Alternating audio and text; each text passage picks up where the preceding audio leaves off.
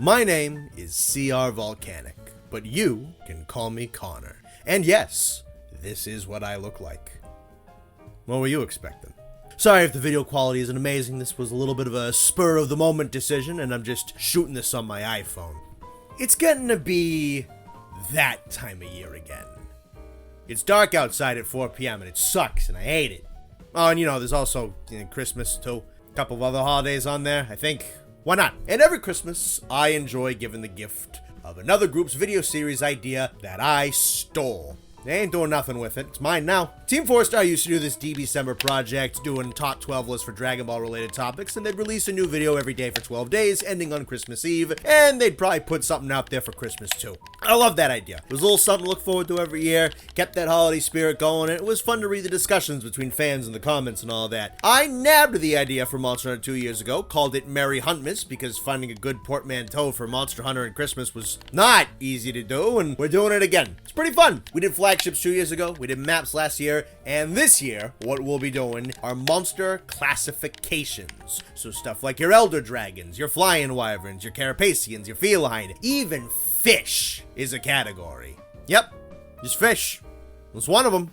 Personally, between you and me, I think fish is due this year. But yeah, no, jokes aside, classifications with no bosses absolutely on the table. Monster classifications are just one of the many little ecological details that Capcom didn't need to give to its fictional animals, but did anyway. These classes serve as an immersion technique. It makes it feel like there's scientific research teams operating while the game is off, that are studying and categorizing these guys while we're not playing. They also serve as templates that the devs can use to build off of and expand on. Two brute wyverns may have the exact same general rig, but one will be big and slow and lumbering, and another can be more mobile and quick on its feet. Classifications can also have some pretty major outliers or points of deviation, which expands upon what a category can do and be capable of. I think these classes are fun creativity constraints, where the developers have to work within certain boundaries to make a monster that shares some consistent elements with other monsters like it, while still being its own separate, compelling creature. Makes it feel like there's an actual evolutionary chain, species deviating off of each other and evolving into new animals as time goes on. Now, of course, not all monster classifications are created equal. Some are much older and much larger than others, and are at this point stacked with more notable creatures as far as the games are concerned. So how do you keep things fair? Well, for one thing, a classification batting average does matter. A class with more monsters on its roster is going to have more opportunities to mess things up. A classification with dozens of members may have several with subpar fights in them. But there's also the question of how well do the monsters fit their classification? Are they put in the right spot? Do they work alongside their fellows in that class? The best classifications will need to strike an effective balance between diverse creativity and identifiable consistency. Speaking of that creativity, that will be another major factor here. Now, that may sound like another huge advantage for a category with a lot of monsters in it, but a much less filled out classification might make incredibly effective use of its small amount of surface area within the overall bestiary, while a larger category could be sitting on its laurels and recycling a lot of its ideas. Now, all that being said, if a more full category has a ton of great monsters with a lot of varying ideas, well then it's going to shoot pretty far ahead, as it's very impressive to be so consistently high quality with way more surface area to cover. Effective use of space as well as the law of averages are going to play a pretty big factor here. So with all this criteria in mind, you may already have a gut assumption about who the obvious candidates for victory are, but hopefully, I think I can surprise you a little bit. And of course, this will be my own personal weighing built around my takes, so feel free to disagree, but one way or the other, I hope you join me on this holiday season. Enjoy yourselves. Videos will start releasing on December 13th. It's the 12th, not the 13th, you ignoramus. We gotta leave time in for the honorable mentions video. If you're gonna rip off Team 4-Star's format, you might as well do it right. Run through the 24th with a special teaser being dropped on Christmas Day. We'll see you then, and until that point, this has been CR-Volcanic, or Connor. I'll see you around. Shout out to all the patrons, and special shout out to Ethan Toombs, Blast Shooter 87, Spoonman, Bry Bastion, Unseen Mercenary, Certified Rajang Hater, Ketz, Psychotic Jester, Stromlin, Shaggy Grizzly, Dovita, Sir Newt Newt, Nihilus Chimerax, Callsign Shadow, and I Think I Stole Your Sandwich. Thank you very much, everyone. Number 12. I told you that a classification with no bosses could make it onto my list, and now here we are. The humble, and sometimes not so humble, herbivores of Monster Hunter serve an important and dignified role. Their food. These lands are teeming with gigantic super predators, and they need plentiful fodder to be out and about for them so that they can feed and be fueled and all that. Alright, well, the herbivores are more than just that, but that's kind of the immediate perception of the guys. Being snacks for the bosses certainly isn't everything that these guys have to offer, and it's also, you know, a bit of an oversimplification. Often, I have complimented Monster Hunter for its creatures being animals as well as video game bosses. And that kind of starts with the herbivores. Rathalos, Tigrex, all those guys, they gotta eat something, and they need fuel to keep going. So they need to be able to scout out territory where Aptonoth are grazing or Popo are grouped up. The bigger wyverns then need to isolate a target, single it out, put it down, eat it. Originally, you mostly just see this exchange in cutscenes, which, yeah, it was cool enough. These cinematics give off the illusion that the world went on and had food chains and hierarchies while the hunter was out of the picture. But then Tri rolled around, and suddenly these big bad carnivores really did have energy that could be wasted and exhausted and replenished. If one of the bosses got winded, they would need to retreat and then go find usually an herbivore to kill off and eat before it could get its strength back. Fast forward a world, and now you have these more detailed animations of animals like Great Jagras and Viper Tobikadachi emerging from their lairs in order to hunt down an unsuspecting herbivore before scurrying off back to their nest with the food. And in wilds, you've got monsters like Dashagama just throwing Karatanoth around as actual attacks. These predator and prey interactions managed to find their way into the gameplay as time went on. These huge, nutritious meat slabs managed to go from set dressing with implied roles in the ecosystem to somewhat important aspects of the boss fights as the series progressed and the technology improved. That by itself is really cool. These small monsters are often necessary fuel that the bosses need to compete. They are resources that the enemy requires in order to succeed, while also allowing these gigantic super beasts to feel more alive and integrated with their environments. And yes, there are small monsters that are not herbivores that can be preyed upon, but the herbivores far and away make up the bulk of this concept. But is that the whole reason the herbivores are in the top 12? You know, did they beat some of the categories with actual boss battles just because they exist to be eaten?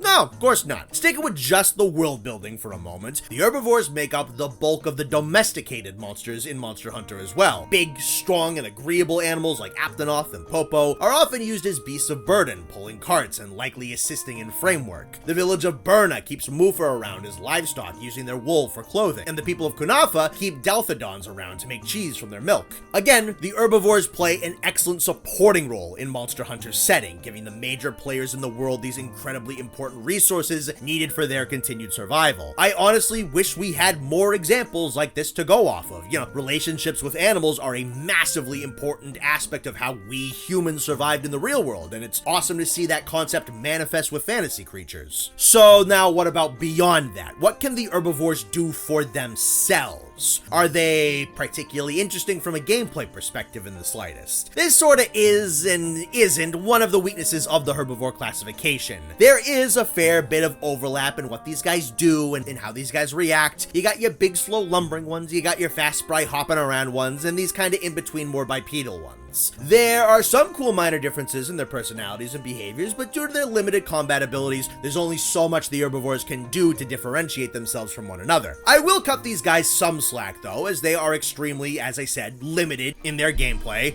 And I'm still gonna praise what differentiating factors Capcom was able to slip into these herbivores, holding them to, you know, what I'd say is a roughly proportional standard to the differences you would expect to see in categories teeming with boss monsters. You've got your classic big family unit herbivores, like you got your Aptonoth and you got your Popo, who are extremely docile and often keep their young around. When a predator emerges, they'll sound the alarm for the herd to flee with the larger adults, sometimes covering for the young to escape. Then you got some of the other big quadrupeds like Slagtoth and Apsaros. These guys can be more aggressive, deliberately picking fights with humans who enter their territory. If you played first and second generation Monster Hunter, you absolutely know what assholes the Apsaros could be. Apsaros also got this really cool blink and you miss it little interaction in world, where if threatened, they'll start to circle up and protect themselves in the presence of larger predators. They'll keep their tails pointed outwards, creating this ring of spiked battering weapons that'll hopefully deter those threats. Slagtoth also have rarer red hide members of their species that can appear sometimes around volcanic regions, which gives them some neat interactions with different environments, which I wish more monsters had. You also got the Rhinoplos, which is still your kind of big chunky four-legged dinosaur, but it's just as aggressive as Apsaros while being much faster, bull charging you with that giant heavy faceplate. These things actually require sharper weapons to get through their crests than their body armor, and can stun themselves by skull bashing into rocks. They operate a lot like third generation equivalent Bolfango. Then you got Epioth, which is essentially the Aptonoth of the sea, extending the concept of large herbivorous prey animals to a whole new type of environment. You have the Keratinoth in wilds, which have dimorphic males and females. The darker hided larger males have these huge thorns on their backs, which serve as lightning rods, keeps the rest of the herd safe from the volatile storms in the region. Then you got Larinoth, these full-on sauropods that are in like one zone of one map, and that's it. Bring these dudes back. Make more sauropods. I don't know. They don't even really do much of anything. They're just kind of awesome looking. Frontier even's got these big looking bison called Baruku wandering around, and that's just the big slow herbivores. You got the kind of small, more agile ones running around like the classic Kelby, whom you can knock the horns off to make medicine. There's the slightly more aggressive Anteka that are hopping around in the snow. You've got little sheep like Mufa that you can shear with bladed weapons to get their wool. And you got the absolute Chad Savior living Taser, which is the Rathma in Wilds. Love those dudes. You can harvest paralytic slinger ammo from their horns, but you don't even really need to do that. They live in the 2 late game maps in Wilds, so you may be pitched in a battle with a Gormagala or a Guardian monster or a Soregios or something, and these brave little bastards will run up and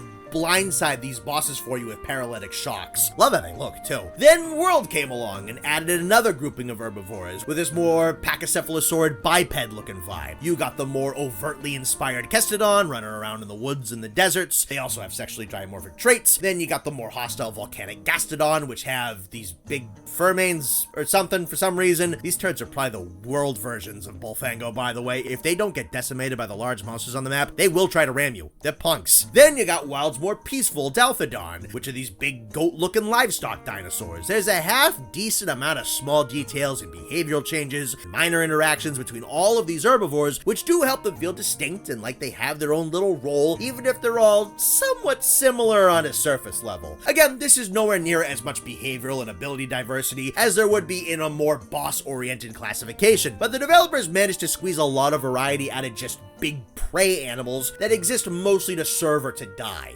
They've gradually been showcasing their role as suppliers and resources to humans and carnivores as they were originally intended in the gameplay, while gaining small traces of their own identities, which allow them to stand as individuals. If there's one other issue with the herbivores, it's the generality of their classification. If we're looking at these classes as scientific groupings, and the herbivores are a bit broad. Realistically speaking, a big hulking reptile like Aptonoth would be fairly genetically distinct from a small, spry, full-on mammal like a Kelby. And I'm guessing Epioth are probably pretty damn different from the rest of their comrades too. If we want to be technical about things, the more mammalian herbivores should likely be in the fanged beast category. The only issue is that the more reptilian herbivores wouldn't have much of a place to go. I do think a category for large herbivorous dinosaurian boss monsters could be kind of sick though. As is, herbivores are a little bit of an overgeneralized dumping category that could be divided and recategorized if the developers wanted to do that. Still though, the herbivores are an immensely endearing group of charming beasts that make the world feel alive and the maps more whole. Herbivores have been around since the first seconds of the first trailers for Monster Hunter, and the first game opens with a shot of a herd of Aptonoth. These guys are the backbone of the Monster Hunter world. They feed it, give it sustenance, depth, and fuel. We hunters and our big game targets can't live without them. I hope in the aftermath of Wilds we continue to get more maps that can house massive populations of herbivores. As is, it's kind of just that one zone right up in the front of the plains, which I think is rather magnificent at times, don't get me wrong, but I want the potential of these massive herds to be even more explored and played around with, for their own sake and also for what they can do for the predator monsters. These guys certainly are a staple, but I also feel they've kind of come into more of their own as time's gone on. They are now allowed to interact and be necessary for the gameplay in the ways that the world building always implied. They're a bunch of charmers and definitely deserve to be in the top 12.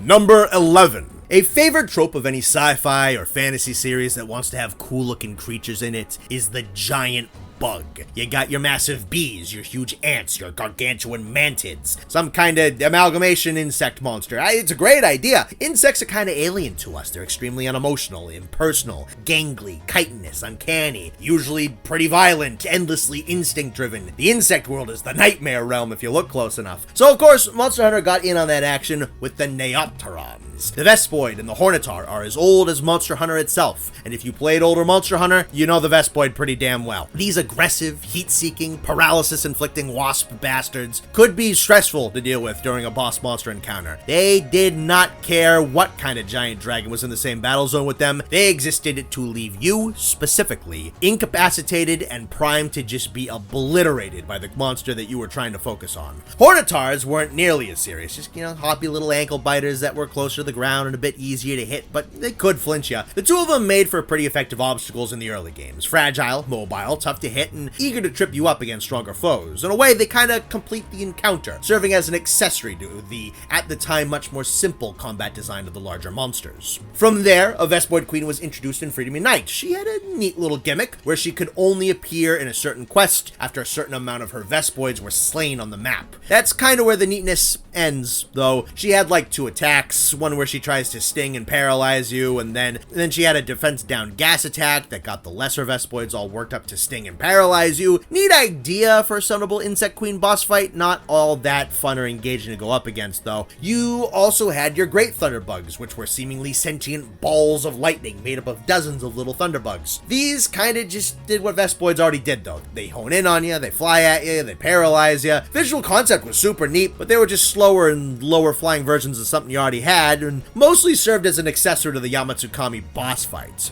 Then you got 3rd generation rolling around, and all you really got here are these new species that somewhat just serve as augmented Vespoids and Hornitar. Banahabra are your new flying paralytic insects, now carrying a defense down projectile. And then you got the more ant-like Alteroth as opposed to the more beetle-like Hornitar, and these guys will mostly just kind of mind their own business. They'll eat mushrooms and whatnot. You can wait till it inflates up its abdomen with food and then smash it to get rarer mushrooms after slaying it, and that was a cool little interaction. These guys are, they're neat enough, but as stated, they're just slightly more interactive forms of bugs you already had, and they're also less aggressive than the old 1st and 2nd generation bugs. Then 4th generation hits, and this is where you get the Neopteronaissance, if you will. You get yourself a new small monster in the Conchu, these roly-poly little guys that'll cling to the hides of larger monster and grant them small matches of nigh-on impenetrable armor. You can try to batter the things off or just try to avoid that body part, but they might be blocking pretty major weak points, honestly. They can also blindside you, just rolling into you from off camera at high speeds. They are annoying little freaks, but you definitely remember them if you played 4 at all. Then you got the Celtus line, one of the most unique sets of monsters you've ever encountered. Celtus introduces himself right at the very beginning of Monster Hunter 4, giving very limited weapon forging options and only a piece or 2 of forgeable armor, which is odd for a full boss monster. But then later down the line, things start to make sense. You see a Celtus buzzing around on a brand new map, only for it to get snagged by a Celtus Queen. And now you have yourself the strength of 2 monsters put together to form one incredibly powerful opponent. The fight itself is pretty great too. Decent damage, good speed, a great blend of the 2 monsters' abilities put together, and then you have the Desert Celtus subspecies line, which was a fairly innovative take on the original monsters. Made the Queen more aggressive and more violent, killing off her mates callously by using them as projectile and immediately ripping another one up out of the sand if she wanted to. The 2 even had some notable differences in their models beyond just a color change when compared to the original Celtus species, which doesn't happen too often in these games. And of course you have Atal Ka. She's one of the very few multiplayer bosses to not be an Elder Dragon, instead being a giant glittering golden mantid, so intelligent and creative that she can weave massive scraps of weapons and patchwork metal together to form a colossal mechanized monster for her to control. She's probably one of the most memorable enemies that these games have to offer, and heralded the end of much of the original Monster Hunter era with a bang. And then, well, we kinda get into one of the main issues the Neopterons have find themselves in. That was the bulk of it. Since then, we haven't had much. Vespoids and Hornitar have stuck around in the backdrop, gradually getting less and less worked into the boss battles. Banahabra and Alteroth made an appearance in Rise. And then, we did get some new Neopterons with Bulakchi and Komakchi and Wilds, and yeah, those guys are cool, I suppose. Giant flightless mosquitoes, just kind of changing up the formula a little bit, and I like that. One can lunge at you and stab you with its proboscis to feed off of you, and you got the other one that can inject you with sleep-inducing toxins. However, one sting's not going to be able to put you down, it's got like a build-up effect on it, and the Komakchi aren't like fast or aggressive enough to be much of a threat in that way. This class has just been spinning its wheels for pretty much the entire modern era, and it was doing a fair bit of wheel spinning before that too, to be perfectly honest. For a classification that has been around for so long, based on a category of real-life animals that is utterly gargantuan, they really haven't done as much with it as they could have. And with the entries that the Neopterons do have, there's admittedly a lot of repetition. Vespoid, Vespoid Queen, Banahabra, and Great Thunderbugs are all simple, flying, paralysis-inducing bugs with a couple changes, like the Thunderbug's more unconventional design and the defense down used by the Vespoid Queen and the Banahabra. Altaroth get a couple new environmental interactions when compared to the Hornitar, that's fine. The Celtis line is very good all around with a subspecies that distinguishes itself well, but that is the bulk of what you got for bosses, and Atalka is a really good spectacle boss that gradually becomes more and more engaging as her fight gets more complicated and she ramps up further and further. But at the same time, I won't act like the mech stage is the most engaging big monster battle they've ever made. Not terrible either. Don't want to drag it just to justify a ranking, but yeah, no, there's some stages in her fight that are stronger than others. They really only had one big golden age that reigned for a couple of years back in the 4th generation, and there hasn't been much since then or a ton before it. Most of those Neopterons haven't even come back into the modern age. And it's not like the older titles lacked the technology to have spindly, multi-legged, creepy, crawly monsters. The Carapacians manage that just fine. And it's not like this kind of model is too much of a hassle to animate with more modern hardware. The Temnocerons have been moderately prominent these last couple of years. We could have had more mantid monsters, more interesting hornets and wasps that go beyond just what the Vespoids do. We could have had a dragonfly monster, a wheelbug monster, ant-like monsters in a pack hunt, camouflaging insectoid monsters like stick bugs. I am more than certain that you can turn the Baphomet moth into something. It just feels like there's so much uncovered ground with the potential of the Neopterons in the insect world. There's been a lot of time for them to cover that ground, and some of the coverage is very good, and other parts are perfectly adequate, and there's a fair bit of repetition in between there. I want more out of these guys, and I hope they can nab themselves another major era in the near future. Number 10. It's the younger creepy crawlies that seem to be Capcom's current favorite of the two. The Temnocerons were introduced with Nursilla back in Monster Hunter 4 and have been steadily increasing in number with consistent quality appearances since then. If the Neopterons were supposed to be Monster Hunter's insects, then the Temnocerons are Monster Hunter's arachnids. For the moment, that only really encapsulates spiders, but that doesn't make the category repetitive either. Spiders, in our world, have a lot going on, and a vast swath of intriguing evolutionary features to pull from. Honestly, I still don't think the Temnocerons have dived as deep into just spiders as they potentially can for inspiration, but, let's see what we got so far. The category began boldly. Nursilla appears alone in Monster Hunter 4. Right off the bat, this middle-tier boss monster has several zones in the Sunken Hollow and Primeval Forest covered in spider webs for her to thrive in. She has access to poison, sleep, and a webbing debuff, and had consistent patterns that wove those abilities together in ways that allowed them to synergize and not appear scattershot. She had shifting elemental weaknesses, using a cloak of skinned Gypsaros hide to cover for her immense susceptibility to thunder damage, and instead giving her a fire weakness until that cloak is destroyed. She's skittery and tricky, capable at close and mid-range. She tries to disorient before rushing in for a kill shot. Oh, and yeah, she kills and skins Gypsaros. You can see corpses of these bird wyverns strung up and dangling from her lair. It's one of the most macabre things that exists in Monster Hunter. A webbed up, flayed corpse, and a terrifying mega spider wearing the skin of said deceased animal. The art style is nice and vibrant, which can sometimes make you forget how grisly the reality of this predator is. This first impression was massive. Nursilla led the Temnocerons alone and yet set a huge standard for how intricate, dark, and cool these spider monsters had the potential to be. And a lot of fans liked her merely for the fact that she brutally killed off Gypsaros, which is, not a terribly popular monster.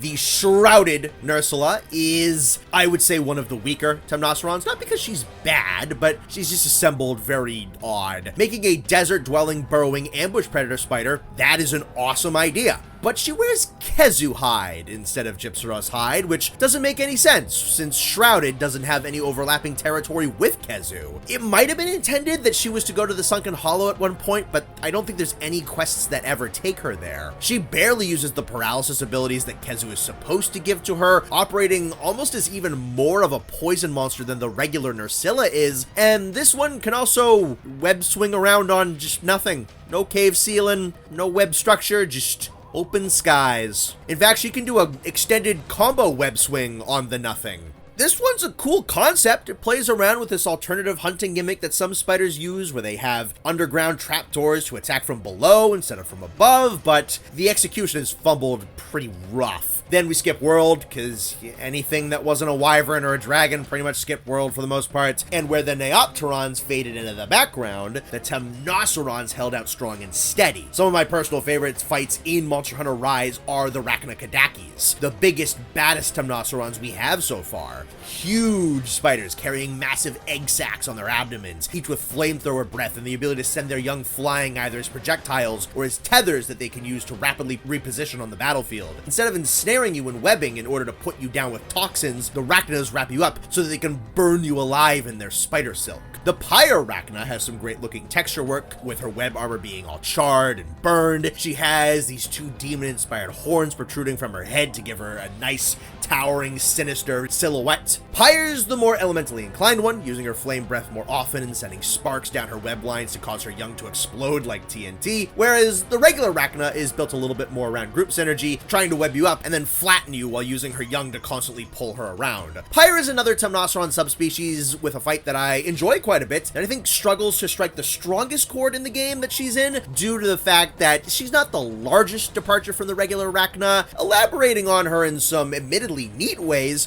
while also being one of many fire element variations that Sunbreak packed in and kind of getting lost in that shuffle. This also brought some new small monsters to the Temnoceron family. The Rachnoids and Pyrantula are the newborn spawn of the bigger Kadakis and function as their own independent creatures, capable of roaming around and interacting without the parent present. And they have some cool, fantastic synergy with their parents when the battle gets going. That's a lot of really cool spider-oriented behaviors and adaptations worked into just a couple of creatures, using incapacitating venoms, stringing up prey, web-spinning, trapdoor ambushes, presence of several offspring, and, of course, the classic spider flamethrower. Wilds' Lalabarina digs into the abilities of spider monsters even further, releasing these paralysis-inflicting florets into the air in a similar style to that of a tarantula that can eject irritating hairs from its abdomen. She also works in some inspirations from ballerinas, roses, the spider lily, and she's got Freddy Krueger claws. Shame that she topples so easily with how wounds work in early game Wilds, because she's an opponent I really enjoy. I bring up all these Temnoceron abilities and a bit of a summarization to accentuate what I think is the big strength of the classification so far. The diversity in shape and size and ability and influence and adaptation among just 3 base species, 5 bosses in total, all of which are just based on spiders, is pretty impressive. These are very unique combatants from one another, with some crossover in web slinging and incapacitation techniques, and yet I don't think that the 3 are repetitive in the slightest. For their respective tiers of strength, I think they provide some of my favorite fights. And the funny thing is, there's way more cool ideas the devs could get out of just spiders, and they haven't even touched other species of arachnids yet. I'd be down for a much larger, big brawler type of spider, like some huge species of tarantula or the camel spider. There's spiders out there that can take down and eat bats. I want some nightmare-fueled monstrosity monster spider that can nab Rathalos out of the sky. That'd be crazy. Ever hear of the diving bell spider before? They hunt exclusively underwater, stealing air from the surface and trapping oxygen pockets in their webbing. I don't even know how that works, but I bet you could make something out of that. And that doesn't even start to look at things like scorpions or more loosely adapted ideas for Temnocerons as well. I mean, Lalabarina doesn't lean too heavily into being based on any one particular species of real-life spider, and she's pretty amazing on a concept level. All this to say that the limited space and real-world inspirations that this category has access to so far has been incredibly effectively utilized. I do think that Shrouded Ursula, Pyrokodaki, and Lullabrina have some minor yet notable weaknesses to them, however, that kind of keeps them stuck in 10th place. Shrouded is a great concept with botched execution and some nonsensical attacks and ecology. Pyrorachna gets lost in the fire subspecies shuffle and doesn't feel like the most substantial retooling, considering the original Kodaki also uses the fire element. And Lullabrina is a good monster who is victimized by the overtuning of Wild's combat gimmicks at the difficulty level that she's available at. I like all three of these monsters, but these are some problems that weaken the batting average of an already pretty small category. If Shrouded Ursula had a Gendrome hide and dropped the web slinging, Pyre either deviated from fire or leaned heavier into the blast part of her identity, and Barina could be fought at a higher level where her wound buildup was cut considerably, I think this category would have gone up maybe 2, possibly 3 places on this list. That's how strong a smaller classification can be when its members are really tightly made. I'm at a point with the Temnocerons where if the trailers start coming out for whatever Portable Sixth is going to be called, and there's a new member of this classification in there, I'm not going to be like, oh, another spider monster. I'm gonna be like, yo, we got another spider monster. I want to see what this freak does. And I think that is the mark of a successful classification. That was my reaction to both Kodaki and Barina, just because I like Nursilla that much. And that stance has not dulled in the slightest, having now fought these two many times now. I hope these guys continue to have a strong future, slowly and steadily introducing new horrors into their esteemed ranks. Number 9. I almost feel the same about the amphibians as I do about the Temnocerons. These guys are also a 4th generation introduced classification. Doesn't have a lot of members in it, with some really great use of limited space that I'll get excited for whenever I see a new member added to their ranks. But instead of spiders, now we got frogs. Big tusk boar frogs, inflating ice armor shark frogs, sumo platypus frogs, and punchy boy monkey frogs. There's a lot of creative mileage to be found in frogs, apparently. But the Temnocerons took a lot of ideas from different real-world spiders and hyperbolized their abilities to monster hunter levels. The amphibians expressed their creativity by taking other kinds of animals and adapting them for an inaural body type, and I like how they do this. Tetsukabra eases you into the concept pretty simply. He is this big, grumpy bullfrog down in the fetid, swampy, sunken hollow, attacking bird wyverns that come at him and hopping around. He's got the proper body shape and animations for a frog, uses those giant tusks to rip rocks up out of the ground as shields and projectiles. I just learned, apparently, there are some fanged frogs that have distinct teeth to them. No giant jutting elephant tusks like this, but yeah, it's still pretty recognizable as a giant monster frog. And then, boom, they put frog legs on a shark. And then they gave that shark freezing ice armor. And then that freezing armor shark frog could suck in a whole ton of air, inflate itself into a giant ball, and to start rolling around crushing people. I have no idea where in the world they came up with Zamtrios. Possibly a half-decent chance. They wanted to make a shark monster at some point, knew they weren't going to do underwater fights in this game, and, maybe figured, why not? We'll make a new member of this up-and-coming category that we're making with Tetsukabra. And it's also just crazy how not stupid a shark with frog legs looks. The dude's still pretty intimidating, cool looking, but he's also very goofy, but not like a mocking way where he looks bad or like stupid or anything like that. When you see this badass ice shark inflate into a big ball of air and fat, it's hilarious. But then he starts rolling at you with that inflated, stretched out, soulless shark grin. It's also a little horrifying. I don't think it's possible to hate Zamtrios. Just look at the guy. He's awesome. Great fight too, even if the ball form is kind of a giant punching bag in combat. This, I'd say, is another immensely strong first impression for a classification. You introduce a basic concept for a category, provide an excellent template baseline monster to represent that idea in a comprehensible way, and then follow that up with some just bonkers Looney Tunes monster. The subspecies for these guys were pretty alright too. Berserk was a half-decent, stronger, tougher, faster type of subspecies, which took Tetsukabra, gave him quicker attack animations and combo follow-ups, as well as a blast infusion with the rocks. He also just wastes less time meandering around with rocks in his mouth, gets more to the point. Tiger Stripe Zamtrios axed a lot of the regular Zamtrios' weaknesses. He's much more aggressive in the inflated form and can transition into and out of it more freely. He also rolls sideways now, which cuts out a massive blind spot that the regular Zamtrios has. And then, he just got paralysis for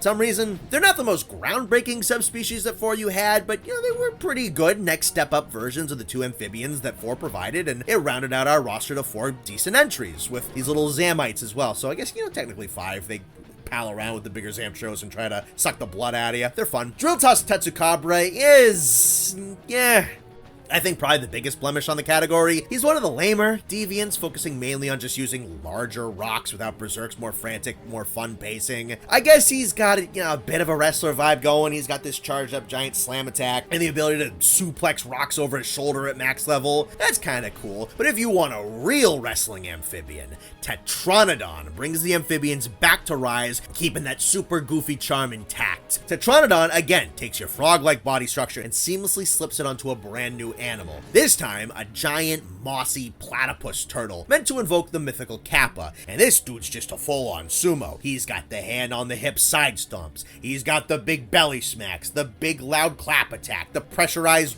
water cannon that all sumos know how to do. They're just hiding it from you. He's got a really gnarly turf war where he just tries to swallow an Arzuros whole. Then Wilds takes the amphibian category in a different subversive direction. Chatacabra has some more traditionally frog-like features than the Zamtrios or the Tetranodon, kind of going back to Tetsu a little bit. He's got things like a fake head, he's got green spotted skin, he's got a near toothless mouth, a big long lashing tongue, strong adhesive mucus, but he takes those elements and changes the body structure instead, taking on the more primate-like model rig used traditionally by the fanged beasts. This is due to the fact that the Windward Plains is lacking in water, and Chatacabra has to have much more developed forelimbs compared to his cousins to climb around and get through the rough terrain. He also gets to star as the opening boss of Wilds, which, I'd say that is a pretty prestigious title to have. And then you can't forget the Geladron, the first of the amphibians to lean more towards a newt or a salamander inspiration as opposed to something more neural. And look at these guys. They're just big,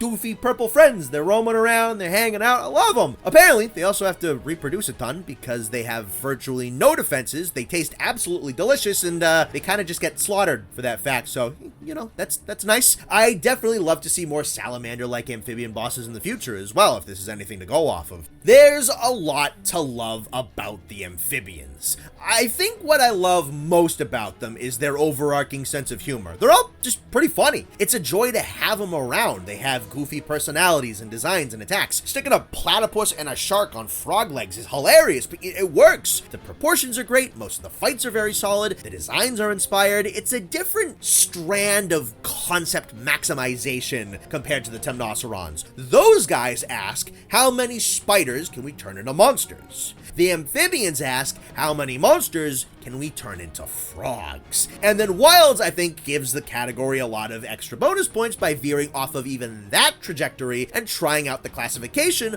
on a couple of new frames. I think that and a slightly better batting average is what pushes these guys over the Temnocerons for me. Personally, I'd say Drill Tusk is my least favorite of both of these classes put together. I think I would prefer Berserk over Shrouded, and I think Tiger Stripe is more innovative and does more for Zamtrios than Pyre does for Rachna. These two, I gotta tell you, were neck and neck and went back and forth a lot for me. This one was pretty tough to decide on. It is probably the closest thing we got to a tie this year, but I think the amphibians have been a bit bolder with their concept and deserve that slight edge.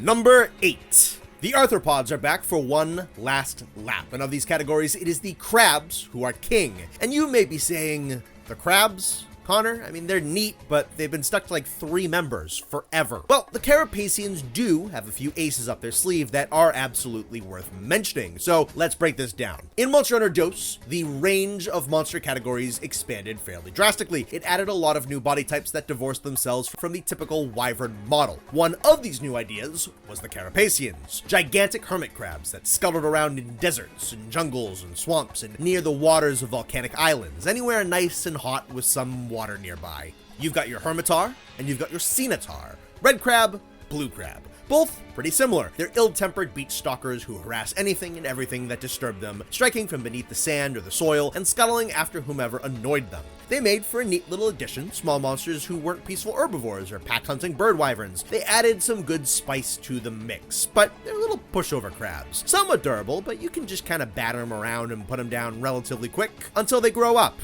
The Daimyo Hermitar and the Shogun Scimitar are the two big stars of the show. Both gigantic armored hermit crabs who use the skulls of dead monsters for shells, and I've always loved the dichotomy in their combat styles. Daimyo Hermitar is the easier to fight of the two and operates as the big, bulky tank. He's got the chunkier claws, the boxier frame, the larger monoblow skull with its huge shield-like skull plates, and he'll use techniques like tunneling and turtling to keep up a strong defense, while using the massive claws and shell to bash anything that gets too close. Then Shogun Scimitar is the sharper, faster, and much scarier of the two. He's got these long-reaching scythe-like claws that can rip a target apart from a range, as well as a smaller Gravios skull that inhibits his movement less, while also aiding him in projecting a pressurized beam of, well, I'm not going to sugarcoat it, urine from out of his back. The Plum Daimyo Hermitar and Terra Shogun Scimitar are both relatively simple subspecies by the standards of especially the modern era, but for their time, they did make a couple of notable changes to the combat of the base Carapacians, which at this point have been implemented into more modern versions of these fights. Terra Shogun can fire a pressurized water beam while standing on the ground instead of needing to be on a cavern ceiling, and Plum Hermitar adds a quarter circle skittering maneuver to the lead up of many of his attacks, making him an effective flanker that's proficient at breaking a hunter's guard.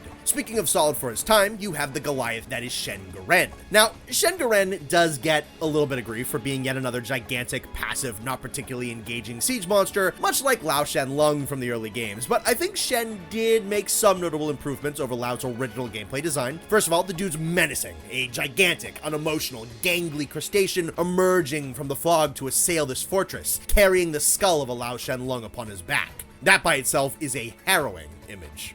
He lacks Lao's gigantic tail hitbox that mindlessly batters you around if you ever get behind him. He has a gimmick with wounding his legs, which allows you to have some visual indication of the damage you're dealing, while also giving you a little bit of a goal to chase. He's got a giant acid cannon which fires out of the Lao's mouth, and you can use the time after the attack goes off to carve from within the Lao mouth for parts, and set bombs for extra damage and breaks on the skull shell. He's also got a couple of claw sweeps, which makes him slightly more active than Lao is. So that's a pretty solid introduction for the second generation. 3 major species, all added in the second generation, with a couple of subspecies and some small monster adolescents to really fluff up the roster of the Carapacians and add some good spice to the maps. And kind of like the Neoptrons, that is the big Carapacian boom. We haven't had a new member of their species in the main series games since the second generation. So, I mean, isn't that a big reason why the Neoptrons got knocked down so low? I mean, both categories only have one huge era, but the Carapacians are several places higher, and their golden age is much earlier on in the timeline. Well, there's a couple of things to consider here. First of all, though there haven't been any new major Carapacian species, the category hasn't been slouching in recent years, unlike the Neopterons have.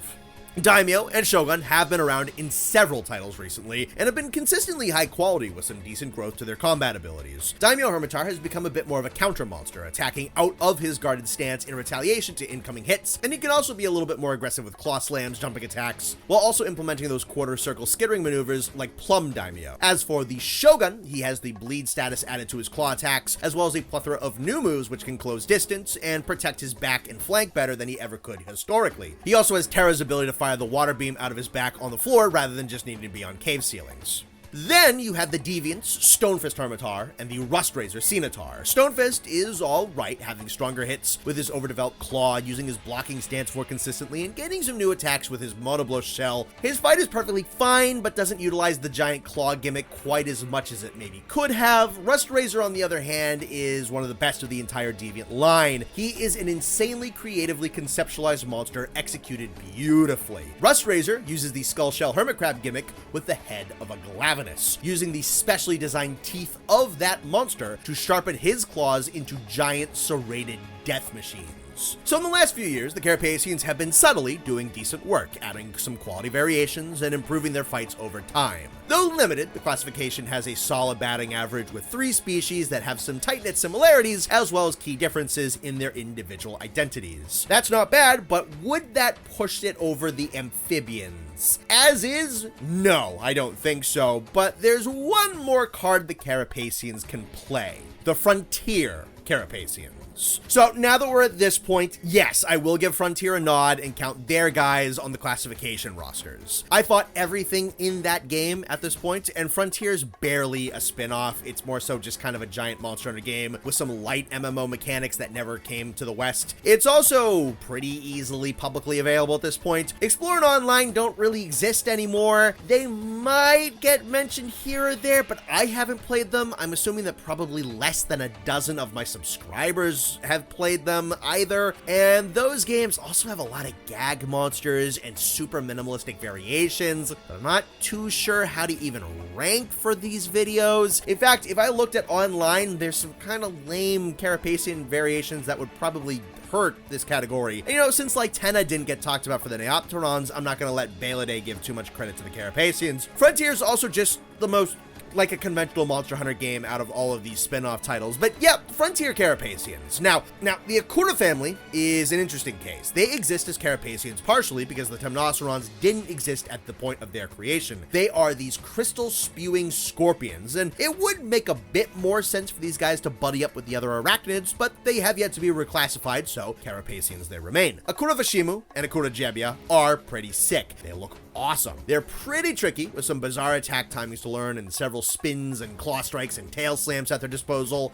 And then there's Crystal Blight. Crystal Blight is a lot. If you get hit by it, it automatically sets your maximum stamina to its lowest possible value. It clings to you like the Mud Eater Snowman effect. And if you can't shake it off, it blows up. It's so over the top, it's really kind of funny. It's also very annoying, especially if you're running a weapon that cares about stamina in the slightest. You can get around this debuff fairly easily through skills, though the goofiness with the Akuras does not end there. These guys have the most complex tail cuts in all of Monster Hunter, probably the most complicated part break in all of Monster Hunter, requiring other part breaks to be completed with differing damage types, and then the Akuras need to have their tail attacked at specific times after those breaks are successfully performed. The tail cut is pretty important though. It'll neuter the crystal abilities completely, and it'll throw the Akuras off balance, so if you hack it off, it's a pretty huge boon.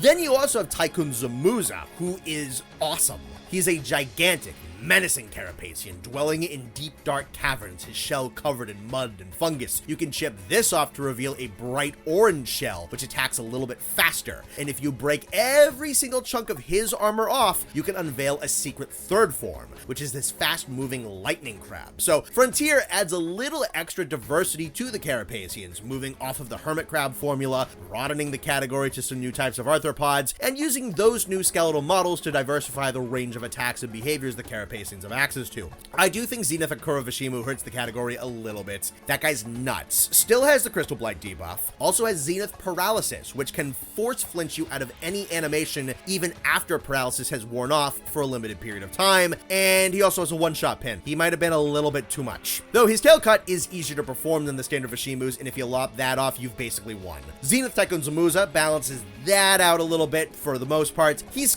sick. Starts out as a gigantic world-shaking punching crab that can force you out of the arena by hitting the ground so hard, and when his shell breaks, it reveals this insanely fast electrical super form crab that's spinning around like Gamera and firing off these giant ground shocks. There's also a Zenith Daimyo Hermitaur. I almost forgot about him when I was writing the script, and he's kind of just alright. One of the more middle ground Zenith monsters. Got some fun enhanced water attacks, some improved claw combos, and the bizarre choice to give him a green glowing blast state where his claw attacks explode. So yeah, the Zenith Carapacians honestly just kind of balance each other out. So with the Carapacians, what we have is not a particularly dense classification and not the most diverse one, but one with a creative basis, some quality entries, some solid variations for the time that they were made, a next step in the development of giant siege monsters, and some extra firepower from Frontier. Then you take all that and attach it to a group of monsters with a lot of personality. I mean, they're goofy, they're skittering around, they're aggressive little buggers, they're flaunting their claws and their pincers and their idle animations, and they make these little silly chittering noises when they fight you. I like them a lot. I think it's only because of a solid, if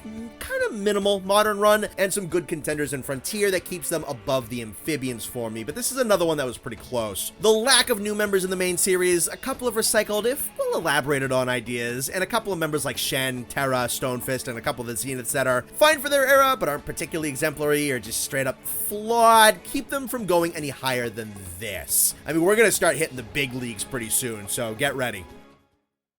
Number 7. Now there's a number of monster classifications that have more than one skeletal rig in use. There's a few out there with multiple, some with more drastic differences in the types of models that they use. But the category that I think really nailed having a dual rig system and ingrained it deep in the DNA of the classification itself the best is the bird wyverns. Right from the very beginning of the series, there was a solid chunk of big winged bird wyverns that took after the larger flying wyverns, and there was a solid chunk of smaller wingless bird wyverns that took after what would consider more dinosaurian raptors. So right off rip, we're moving into monster categories that are a little bit too big for me to go down the list of every single entry and list all of their merits or lack thereof. Let's focus on this defining dichotomy of the bird wyverns first.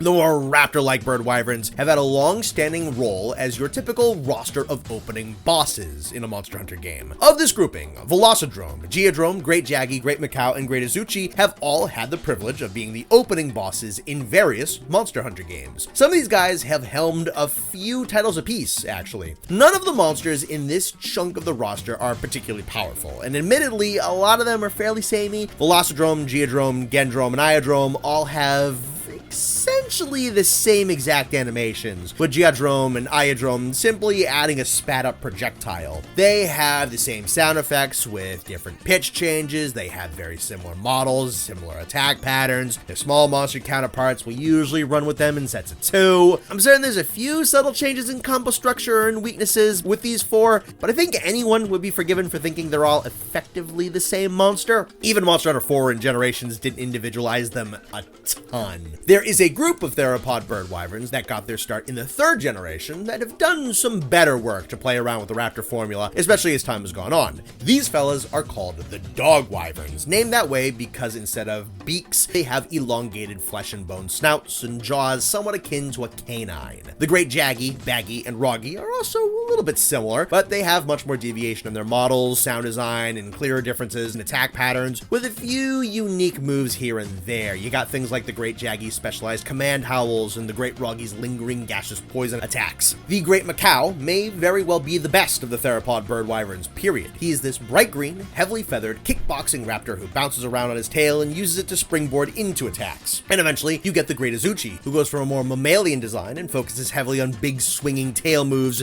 due to the hooked claw-like blade at the end of that appendage. The modern era's done some interesting experimentation with its raptor bird wyverns. Kuliaku is pretty close in design to the more avian-inspired old-school bird wyverns, even leaning more in that direction with more feathers, yet its relative, the Zitzi Yaku, is a lot more like the dog wyverns, keeping the elongated snout and lacking in feathers. These two are decent enough animals, especially the egg-stealing, tool-improvising, high-energy Kuliaku, though to be honest, I think both of these fights are a little too gimmick-centric, and the two of these guys are so slow and low damage that they kind of fall apart without their tools. Honestly though, I think the 3 new species of bird wyverns that we got in Wilds are kind of sick, and I think the category definitely gets some points and some leniency for gradually breaking out of the incredibly repetitive tendencies in its early lifespan.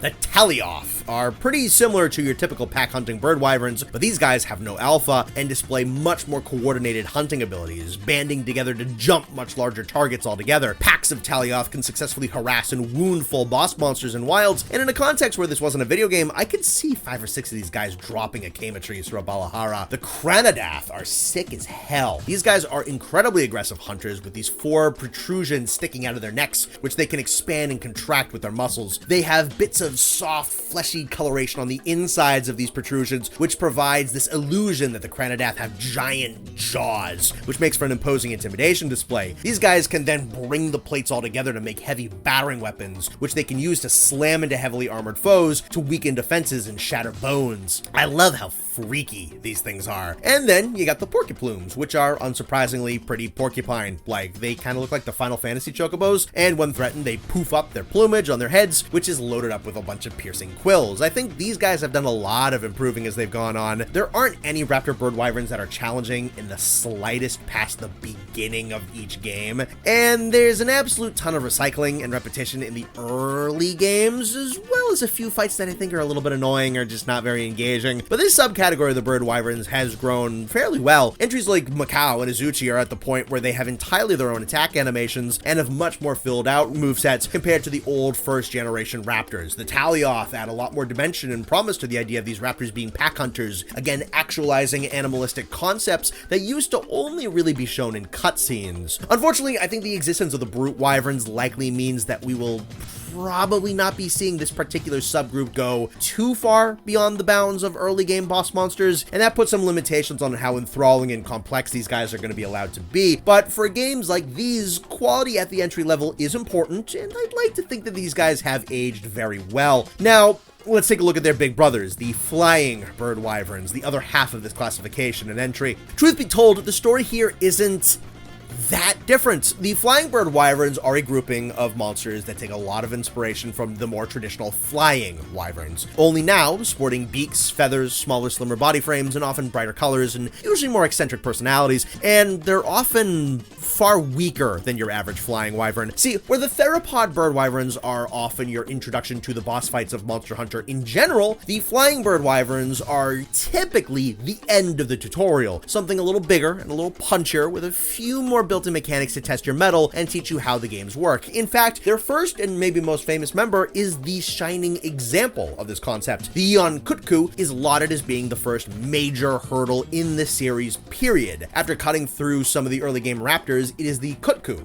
who will beat the importance of item usage, positioning, sound cues, weak points, paintballs, and other fundamentals into your head in the first generation Monster Hunter games. It's kind of funny to think about nowadays, since Kutku's generally seen as this low-level, squawking goober that you can kind of just kick in the ass, but yeah, no, he is the rude awakening of the original games. And I'll give this next guy some credit. For as annoying as he can be and as ugly as he is, Gypsros was a really advanced monster for his time. This obnoxious rubber rooster has poison spit to replace Kutku's fire, the ability to blind you, which could be disabled with a part break, the ability to steal items with his beak, and he can play dead to deter opponents from actually finishing him off. That trick only really works once, but it's still a neat concept for the original Monster Hunter game to have. Hypnocritus didn't really change with the bird wyvern formula that much, just fired sleep instead of poison or fire, reused a lot of the same flying, tail whipping, and pecking attacks that all the others use, which left the older bird wyverns kind of feeling just like diet flying wyverns. I'll get to the exception in a second, don't you worry, haven't forgot. However, much like their theropod brothers, the redundancy in combat abilities and personality wanes for the flying bird wyverns considerably in the third generation and beyond. Honestly, I'd say even more so than the raptors. I mean,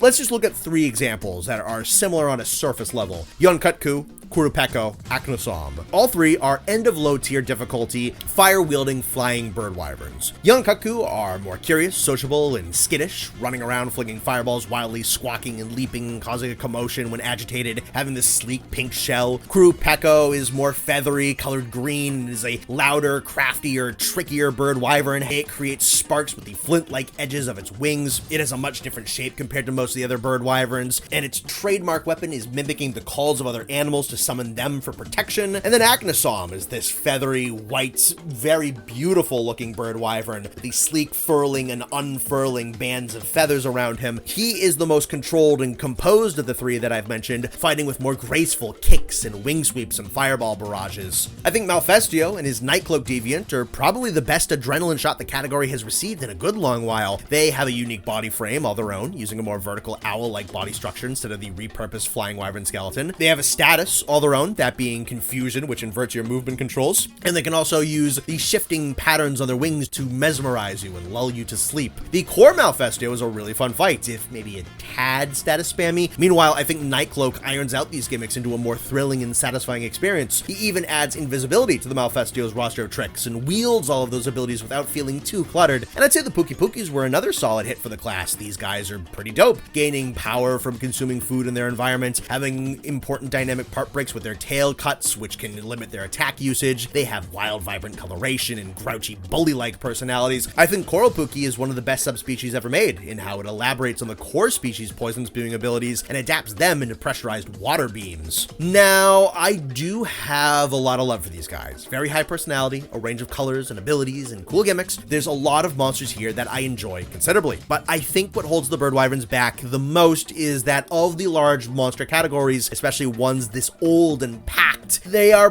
probably the most typecast of them all. Bird wyverns are your entry-level bosses and your proto-flying wyvern tutorial enders. The flying ones especially have mostly the same skeletal rig as the flying wyverns, weaker incarnations of their abilities, and almost always are found in the exact same difficulty rankings game after game, with a couple of variations here and there being able to poke their heads into higher levels of play. And for this reason, the bird wyverns as a whole do have an important role to play, but struggle to stand amongst the greatest and most well-renowned of all the monsters in Monster Hunter, and can be kind of just stuck in that singular role. Their reduced power and their gimmick as teachers and introductory exams limits what they're capable of, and sometimes what cool gimmicks they do have and are allowed to use can just kind of get bulldozed because of their weaker stats. This, I think, is a mark for, and again, it's the bird wyverns. This typecasting does hinder what the bird wyverns can do, limits their roles, and quells how compelling their battles can be, but at the same time, there's a lot of liveliness, individuality, and creativity in this very narrow space in the franchise that they've been assigned to. And I hear you screaming that I forgot someone or someones. I didn't. There's a couple of powerhouses in the bird wyvern roster that help them beat out the Carapacians and the amphibians on this list and carry them up into number 7.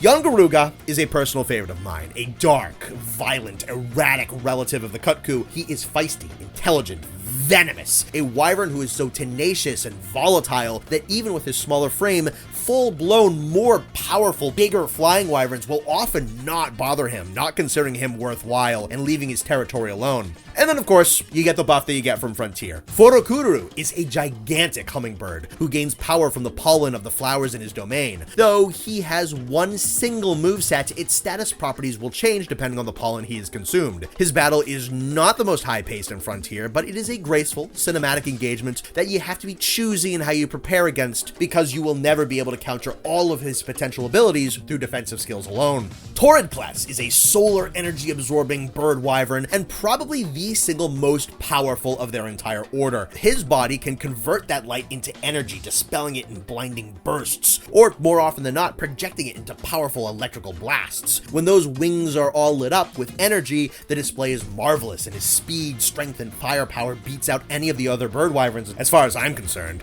And unfortunately, we gotta be fair here, if Frontier's gonna be here as a buff for certain categories, it's also gotta be a debuff when applicable, and Frontier introduced somewhere in the neighborhood of around 50 unique species to its roster. And I think Furunaku is probably the worst one on that entire list. The dude is obsessed with flailing around and dancing and prancing and barely engaging with you, and then building up energy for several AoE electrical shocks. He barely even fights you. He just prances around shocking things. And I mean, his tells are learnable, but can feel very sudden initially. I'm not a fan of that one at all. And then there's Zenith Torridcless. He's one of those Zeniths where I think he's good when you learn how to fight him, but man, that learning curve is kind of steep.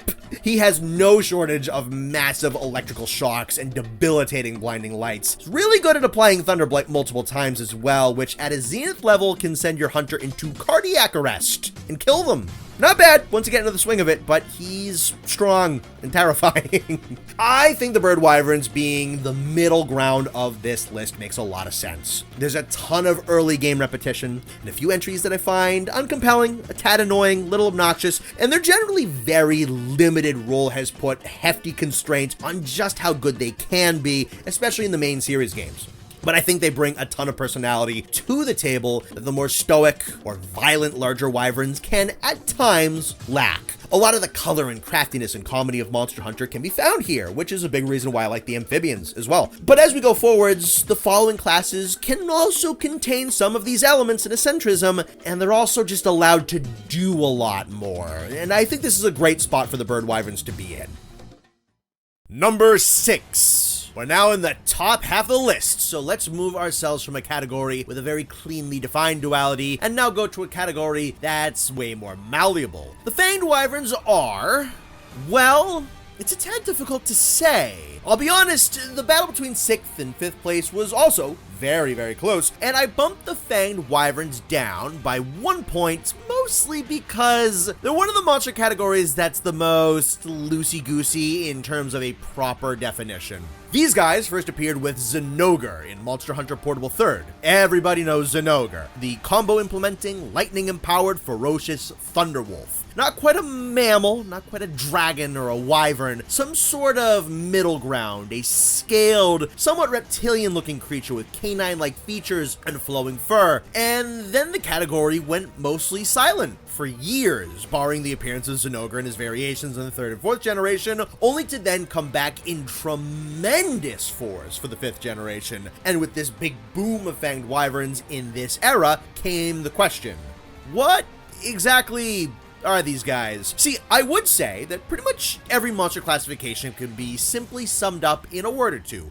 Theropod, avian wyvern, sea serpent, insect, true dragons, and undetermined. The Fanged Wyverns are a little bit messier. The best I can kind of sum them up is wingless quadrupedal reptiles possessing highly developed limbs for purely terrestrial traversal. If they stuck with Zinogre as the template, this could have simply been the mammalian wyverns, and that would have been pretty sick. They'd be like an insanely hyperbolized form of early synapsids, which can usually be referred to as proto-mammals, if I'm getting my facts correct. These guys were similar to animals that had scales like reptiles, but genetically they're much closer to the mammals that we have today, and they bore bodily structures that we would see in mammalian creatures today. Think Dimetrodon is an example of this kind of creature. The Fanged Wyverns could have strictly been reptilian creatures that were insanely mammalian in inspiration. Zinogre is fairly evocative of wolves. He's got the flowing fur, an elongated snout filled with large fangs, extreme speed and agility, and a habit of howling at the moon. You have Lunagaron, who leans more heavily into the wolf body-like shape than Zinogre does. Having a more horizontal structure and more evenly proportioned limbs, he attacks much more like a beast, using full-body tackles and bites rather than paw slams and flipping tail combos. That gets turned on its head, though, when he uses his organs to bolster the muscles in his hind legs specifically, letting him stand up on two and attack more with his claws, emulating the stance of a pop culture werewolf. You have Magnamalo, who works heavy samurai inspirations into the general shape and personality of a tiger. And since this list is pretty ecologically heavy, yeah, Magnamalo is probably among the most, designed by people Monster Hunter monsters. The samurai inspiration is very overt. His narrative role as a flagship is also kind of weak. I still adore fighting him, though. A great balance of heavy melee hits, solid move telegraphing, steady yet rapid pacing, great range coverage, and I have a lot of fun with this fight, with a lot of weapon matchups. Odagaron has some canine in him, but truth be told, he's more of a giant weasel, vocalizing with chittering whines and sporting gripping claws. He certainly takes some inspiration from the scythe weasel yokai known as Kamaitachi of Japanese folklore. He sports the tremendous speed and bleeding-inducing capabilities of that legendary creature. I'd say he's also one of the best animals that World's base game created. I'm gonna be honest, I think the Wolg is just a straight-up mammal. That dude is all fur, nothing but fur. I think he's just a Fanged Wyvern on technicality of body shape. Then you got Tobi Kadachi, who sort of then starts to bridge the gap between the reptile and the mammal. He's got a pelt of static conducting hairs on his back, and he possesses skin flaps like a flying squirrel that can help him glide short distances. However, his facial structure is much more similar to that of a serpent. And this is where we hit the kind of weird part about the Fanged Wyverns. They don't just stay as mammal-like reptiles. There's a cluster of them that are pretty much just entirely reptiles. Great Jagras is a big iguana with a little bit of monitor lizard mixed in there. The sign of that is the Great Jagras' unhinging jaw, which it uses to swallow large herbivores whole, a trait you predominantly see with snakes and monitor lizards. Great Gyros works some elements of a cobra into his design. The neurotoxins in his fangs can paralyze targets much larger than him, and he bears the telltale hood of that particular kind of snake. I personally still think the Great Gyros is a little underrated. He's an effective pack leader, able to constantly summon swarms of his underlings into battle, and his grab bag of attacks isn't half bad. Then there's Dodogamo. What kind of lizard he's supposed to be exactly? I don't know. I'm not sure they actually get this fat in real life. This big,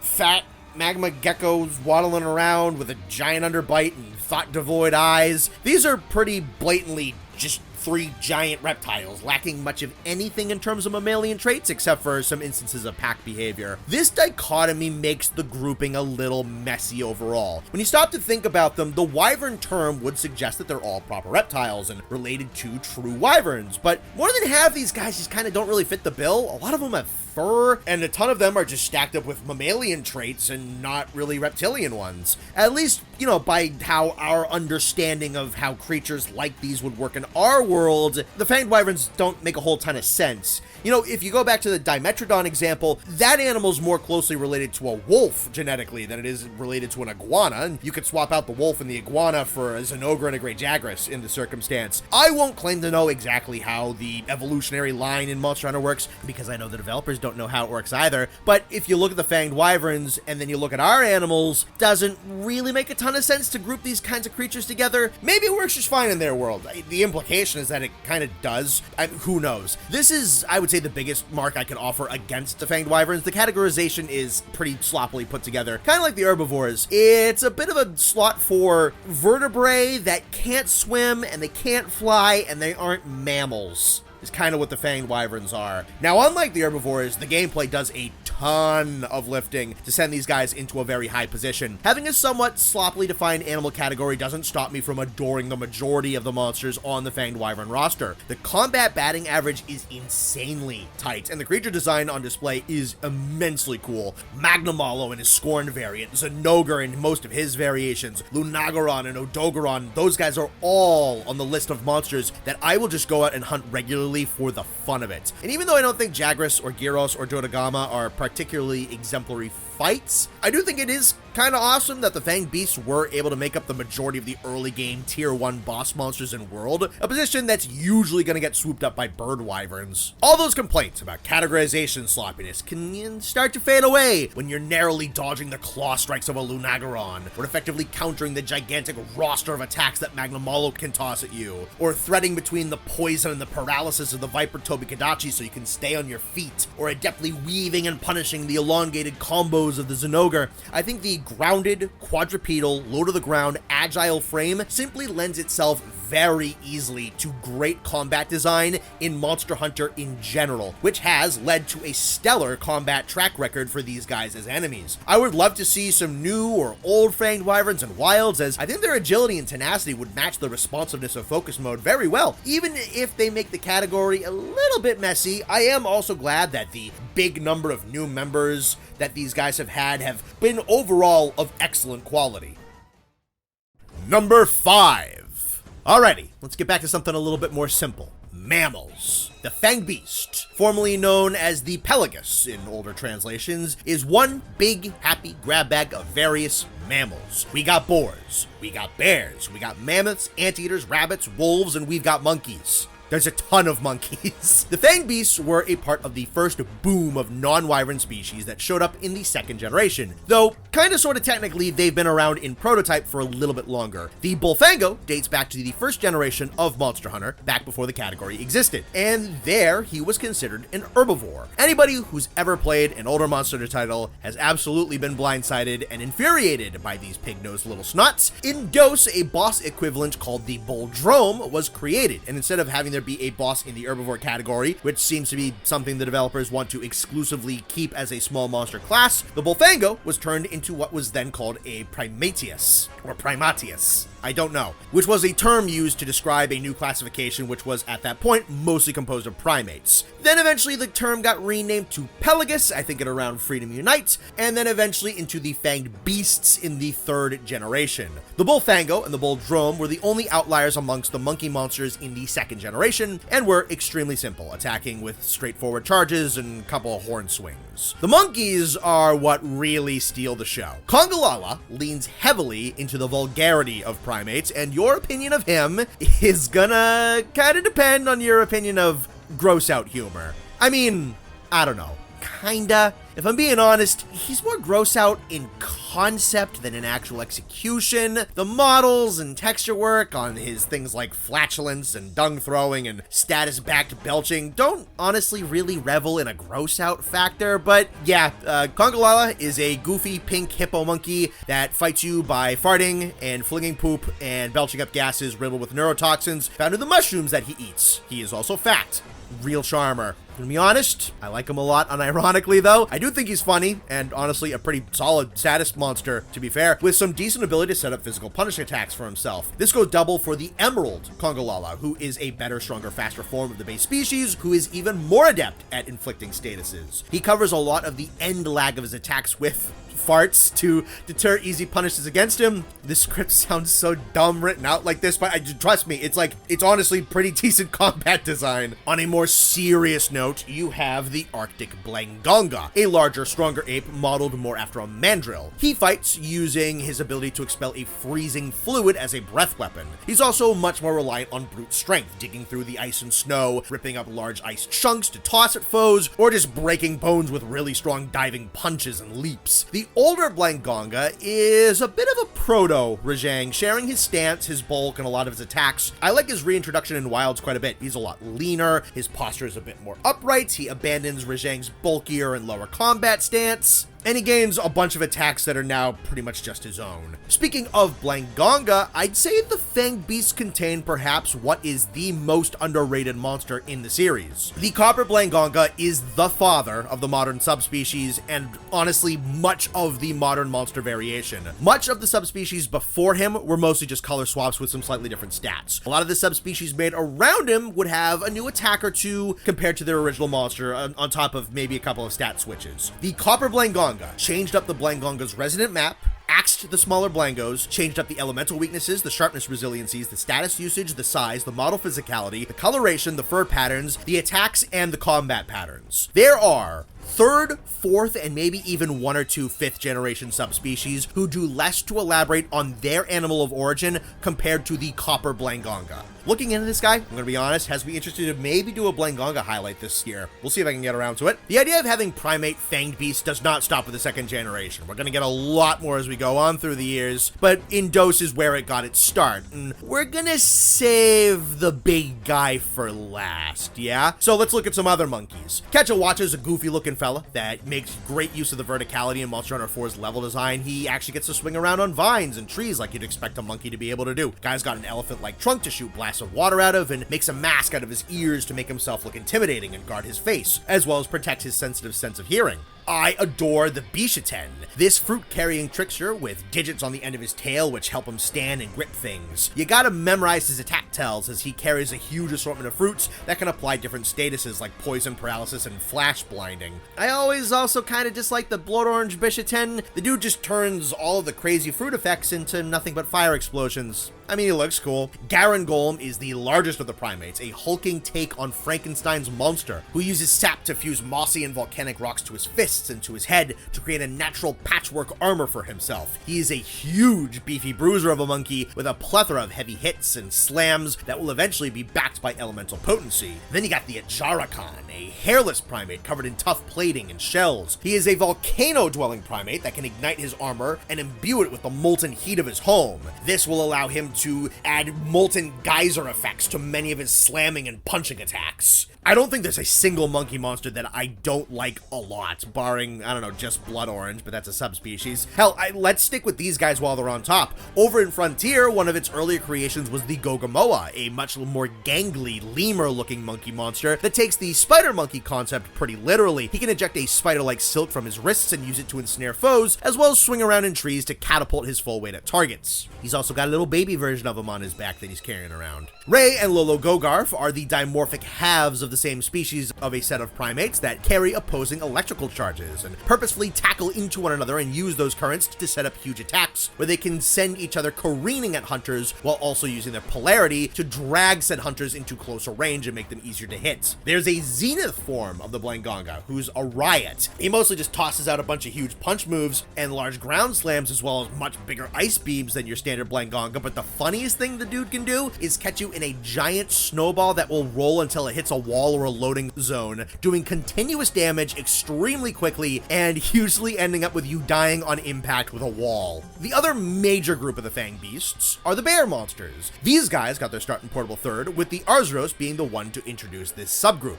The big gimmick of these guys is having monsters that can fight on all fours and on two legs, naturally transitioning between the two. Arzuros is almost kinda just a bear. He's about the size of a real-world bear, maybe like a little less bulky. He sounds like a bear, he catches fish, he steals honey, and hunts down smaller animals. It's kind of funny to consider the fact that one of the scariest predators on our planet that's alive today is an entry-level goober man in the world of Monster Hunter. Also on this rig is the Lagombi, a beast that looks kind of like a rabbit, though he squats on his haunches and slides around on his belly like a penguin. Little obnoxious to fight, honestly, very slippery, sliding around constantly and ducking out of the reach of your attacks. Volvodon is a armored up creature, kind of like an armadillo or a pangolin, while also sporting the anteater's long bug snaring tongue. Gos Harag is a giant, bulky demon bear with a huge heavy bruiser fighting style who can expel fast freezing liquids from his forearms and create these giant makeshift ice swords that he can swing around like heavy cudgels. And you got the Dashagama, a tough, ugly, nasty carnivore out in the deserts of the Windward Plains who keeps a loose pack hierarchy that is domineered by an alpha. Kinda seems like a lot of people don't really like Dosha. Make your own YouTube channel. I think he's really fun and a monster that reinforces learning a lot of the gameplay mechanics like focus and perfect guards and offsets and, you know, kind of the pack system, though so far the integration of that mechanic is kind of weak in Wilds. I think this is a really solid group. It adds another recognizable shape for the developers to work with easily. It's a simple enough type of shape that they've been able to add a lot of inspirations from different animals that aren't bears onto it, and the seamless ability for these guys to go from 4 legs to 2 legs and up and down gives these monsters access to a pretty broad roster of attacks and keeps them feeling nice and substantive. Looking at some isolated instances, we have Frontier's wolf-like Orugorons. They are a mating pair that fight together. They're a pretty rough early concept for a duality fight. They don't really sync their attacks or their abilities super closely, and they don't have contrasting tactics that work well when paired together either. They're two perfectly fine, high-speed canine beasts with, you know, pretty twitchy movements for the most part. They're completely outdone by the Midogoron, a powered-up and isolated form of the Kamu Orugoron, who has pushed his body to physical perfection due to the loss of his mate. Midogoron is one of those monsters who is fast enough to sprint beyond a human's ability to perceive, and specializes in giant tackles, lunges, and warping flame explosions. Personally, I think Midogoron is one of the tightest and best put together fights that Frontier has to offer. He is an enormously fun foe to learn the timings of, and his super powered Zenith form just turns that speed and fun factor up a little bit more. Gammoth is a monster I want to adore, but she desperately needs a touch up. She is the largest and probably the most unique of the fanged beasts, a giant mammoth matriarch dominating icy mountain regions. She's got a gorgeously powerful design, but lacks the mobility or countermeasures to adequately protect her giant blind spots on her sides and at her back. Her Elder Frost Deviant tries to compensate for these issues, but does a lot of that through AoE freezing gas attacks that aren't the most satisfying to deal with. And then there's also the Bomb Badgie. And I mean, come on. You guys know who I saved for last. If the fanged beasts had a king, it would be Rajang, a compact, nigh on full muscle, built to perfection, electrically backed elder dragon hunting savage of a primate that has inspired fear in hunters for almost 2 decades. He is fast enough to hunt down the notoriously swift Kieran, strong enough to rip up and huck boulders much larger than himself, smart enough to counter human weapons like the Clutch Claw, and mighty enough to ramp himself up with a thunder element to grant him electrical beam attacks, and even further strength beyond what he would normally be capable of. Even in a faster game like Iceborne, he is still a monster that requires bait and punish tactics to effectively fight against. And I am of the opinion that his variant, the Furious Rajang, is the best monster the 2nd generation ever created. I love learning how to fight this guy in every game he's been available in. For me, he has the perfect mix of brutal speed and aggression, backed with deadly spectacle attacks that leave effective openings for those knowledgeable in how to exploit his animations. Rajang's even got a demonic stone brute relative in Frontier that lives in volcanic regions that's kind of somewhat similar to a Jarakan, though the roster of moves is completely different. The Vol'jang can punch fire blasts, create and then toss hunters into giant flaming vortexes, and leap through these flaming hoops to send fire scattering across the arena. What an overall excellent monster classification. I think it probably has the weakest batting average of the remaining monster classes though, and even there's one or two classes back before this that I think would be a little bit stronger just on batting average. I never cared much for the Red Helm Arzuros or the Snow Baron Lagombi deviants. I think Blood Orange Bishitin is kinda lame as a subspecies, but not a bad fight. Lagombi in general is a tad annoying and spends a lot of time running away from the battle. Gammoth can't really compensate for her weaknesses too well, and the Arugorons aren't the best put together duo fight, but when these guys are good, dude, they're really damn good. I appreciate that the Fanged Beasts have a mixture of very consistent model groupings, which allow their roster to be pretty hefty and have a lot of creative elaboration on similar ideas, while also having these unique offshoots that just kind of are allowed to do their own thing. The Fanged Beasts can be silly, they can be badass, they can be brutal, they can be insanely easy or very difficult, and even the weakest members of their roster have some notable merits. They kind of encapsulate everything that's cool about creature design in Monster Hunter. Number 4. Man, how in the world do I even cover this class in a way that's remotely concise? And geez, this might be kind of controversial for a placement. I'm betting most of you thought the Elder Dragons were gonna take the top spot. At least 2, right? But I don't know, when you stop and think about it, there's reasons these guys get knocked down just a couple of pegs. Let's actually, see what we're looking at here. So, first of all, the classification itself. At a very casual glance, the Elder Dragons present themselves as the true dragons of Monster Hunter. Not the 4-limbed wyverns, but rather full 6-limbed beasts. 4 powerful downward-facing legs, and 2 wings jutting from the shoulder blades. An enormous chunk of the category uses one of 2 skeletons. The first originated with the Kushala Deora, a more lean posture, often with a longer neck that will curve back and up around the shoulders, with the neutral state of the wings going upwards and at a slight diagonal. Gore Magala and Shigaru Magala then introduced a much lower to the ground, boxier frame that often has a shorter neck, usually stockier limbs, and wings that leave from the shoulder towards the top, then pointing outwards away from the body and then curling down, making for a bit of a bulkier and more brutish looking frame compared to the original, more regal model. And there's a few examples that don't use either of those. And then you get to the guys who just, well, they're not dragons. See, Elder Dragons aren't exclusively meant to be a category of old dragons. In fact, it's not really how that class is supposed to be defined at all. Elder Dragon is a bit of a catch-all term for creatures that defy conventional categorization, exist outside any type of typical ecosystem, and whose abilities are insanely difficult for science to explain. You have creatures like the Kirin, an equine-like beast of myth, covered in scales like steel that can conjure bolts of lightning with a flick of its horn. It's a fight I like quite a bit, depending on the weapon I use against him. Learning which bolts correspond with which horn swing can be fun to piece together, telling you when to go in and when to come back out, and a fast weapon that can match that pace is a really fun bout against him. Though he does lack some physicality and speedy movement, often standing still and allowing attacks to land on him. You have the Yamasukami, a colossal floating island of a creature sporting huge tentacles and swarms of thunderbugs with system and combat coming out of his mouth. Never loved this one the couple of times that I fought it. He's pretty unreactive. His tendrils are both the majority of what you're attacking and kind of annoying to attack unless they're resting on top of the stone platforms of the tower.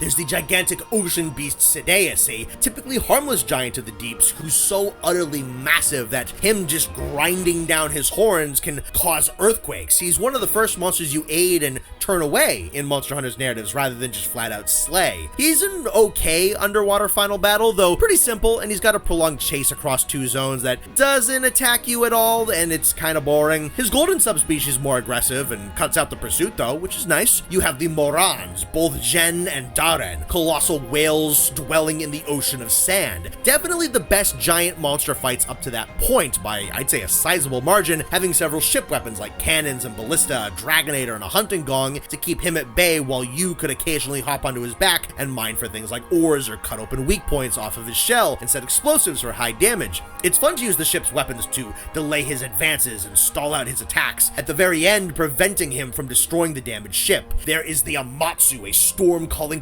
Calamity, who can casually conjure winds, rain, thunder, and lightning while still actively engaging opponents in combat. He's one of the all-time great spectacle battles, a dazzling display of water and wind and lightning, all meshed together while not being too much of a range attack spamming annoyance, offering up ample opportunity to counterattack him. Dalamador is a godly serpentine beast, so mighty that he can shape mountain ranges just by coiling throughout them. I will say, he is pretty impressive for how limited the 3DS was, and he almost was the combat arena. You spend a good chunk of the fight running up his coils and attacking his head, and those below could strike at his claws or his stomach while dodging laser attacks and meteors, or the beast itself just repositioning. The pace was a little slow, and Dala was limited in what he could do, but the fight was kind of fun every now and again. You have the cuttlefish, Nakarkos, who dwells in a cavern of bones, dragging wyverns to their deaths and puppeteering their remains so that he may benefit from their specialized weaponry. Zora Magdaros is a living volcano of a monster whom you can fly onto. He's a living, shape-shifting battle map that you have to run around on to destroy magma cores. Unfortunately, he is a very tedious boss, and moving around on him is pretty monotonous. His fight is also more broken up and scripted than other large siege monsters. Call of Taroth took that siege gameplay concept that a lot of big monsters had and turned it into a full 16-player experience, with entire multiplayer hubs being filled to fight her in separate instances and break her parts to increase reward levels. I like her twist on a gold-hoarding dragon, with her being a fire-breathing beast cloaked in a massive mantle of molten gold. She is the treasure hoard, which will then shatter as her fight progresses. She's got one of my favorite fights in Iceborne, a massive slugfest in the molten underworld that gradually gets faster and more brutal, with dazzling displays of flame breath in her lair. There are the storm serpents, dichotomous creatures whose mating ritual brings destruction and ruin to the surrounding lands. The final form of the storm serpent, Narwa, is a bit of a bullet hell type of fight, actually, featuring several large projectiles with differing angles and timings needed to evade them. I think it incorporates the wire bug fairly well into the combat and is an interesting take on a predominantly ranged monster. And you have Geismagorm, a demonic creature with 6 limbs at varying stages of development, slinking around in subterranean tunnels. He is a beast who lords over a swarm of blood-sucking parasites who imbue him with the powers of other monsters. Though a little lengthy, his fight is one that I enjoy tremendously. He builds in strength and firepower and alters his combat gimmick from you trying to bait him to sucking in his dislodged crystals to blow him up, or then using ballistas to try and prevent him from using his super attack while avoiding his immense strikes and explosive burning blood moves. These guys aren't really dragons, or most of them kinda aren't. Maybe one or two of them have some close relation, but these folks are a little bit more like mythical beasts, rare creatures from folklore who inspire awe and terror in the world. These creatures too are elder dragons by category and encapsulate what this classification is more supposed to be about. Beings beyond class and science and ecosystem who are nigh on unmatched due to their tremendous size and immense abilities. That is a really awesome idea. A non-category category. I wouldn't deduct points for that because, that's kind of the point of them. But here's the issue.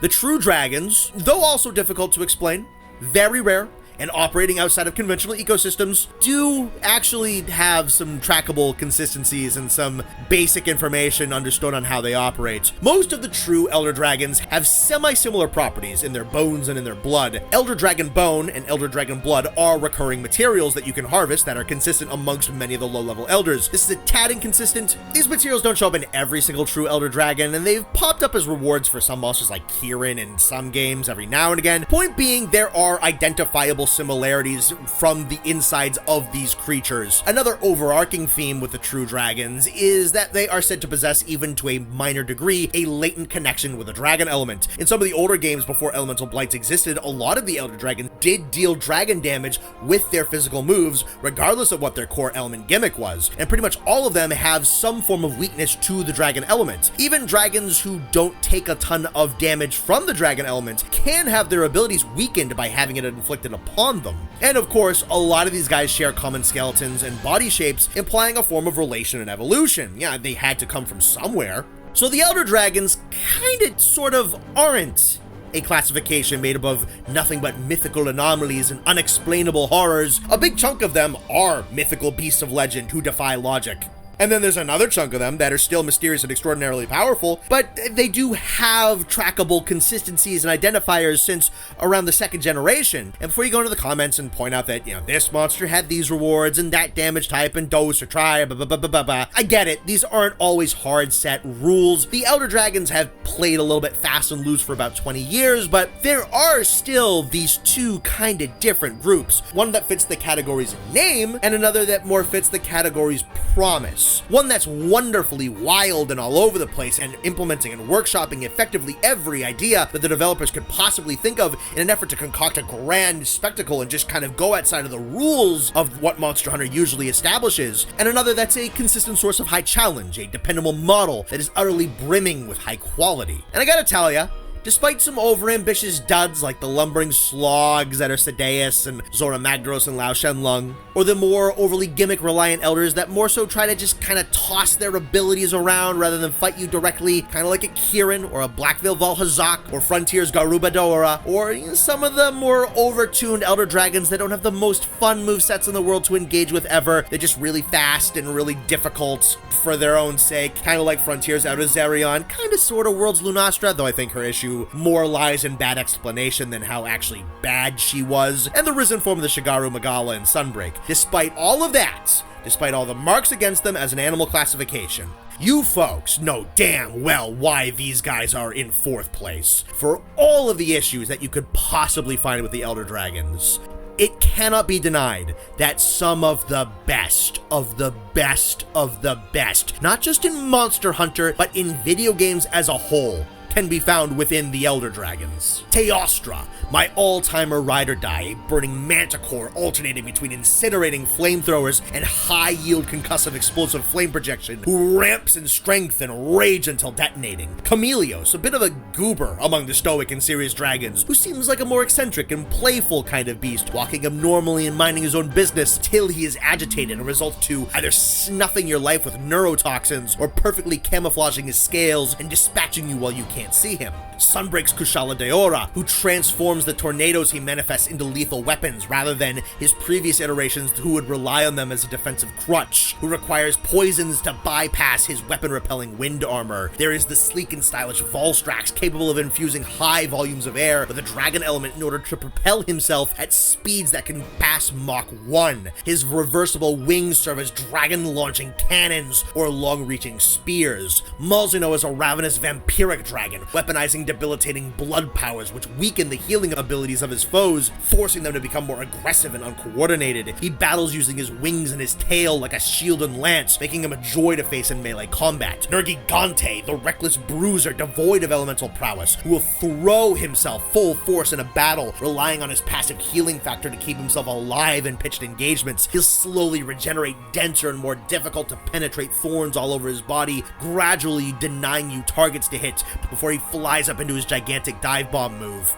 You have Frontier's Dure Mudira, a forgotten menace, guarding an ancient tower, who conjures gigantic walls of sharpened ice spikes, floods them with lethal poisons. He is a razor-sharp, perilous battle, which sets a high but reasonable standard for your combat efficacy and encourages you to perfect his fights or die trying. Alatreon, a multi-element doomsday clock who requires aggressive punishing and effective elemental usage to hinder the detonation of his Eschaton Judgment attack. This timer serving as the backdrop to an already incredible battle, jam-packed with well-telegraphed, fast-flying, powerful elemental attacks that make for an amazing bombardment to dance through. If you ever had any interest in playing Frontier, you should do so just for the pleasure of facing down Guanzorumu, the Emperor of Dragons, a king ruling amongst a swarm of lesser wyverns whom he commands until banishing them, and assailing you with a full force of dragon-backed fire breath and maelstroms of draconic power, as well as immense claw slams, wing beats, and ear-shrieking roars, one of the best put-together movesets I have ever seen in a boss monster. And of course there is Fatalis, Lord of the Elder Dragons, the final test, the link between the terrifying, unexplainable monsters of folklore and the true dragons, a fire-breathing drake ripped from the nightmares of history who will assail you with tremendous damage, lethal speed, gigantic flame attacks, and a harrowing barrage of death. that you will need to internalize and memorize and capitalize upon as you face him, gradually getting slowly better and better and better at that battle, clawing for victory until you master it. This is a godly category loaded with prestige and history. I think what we really have here is two amazing ideas: the more consistent true elder dragons and the more experimental legendary beasts. That and a decent number of admittedly flawed battles and encounters in this gigantic roster is what keeps them just in 4th place for this list. But when they fire on all cylinders, there is nothing better. Number 3. Who doesn't love dinosaurs? I know you do.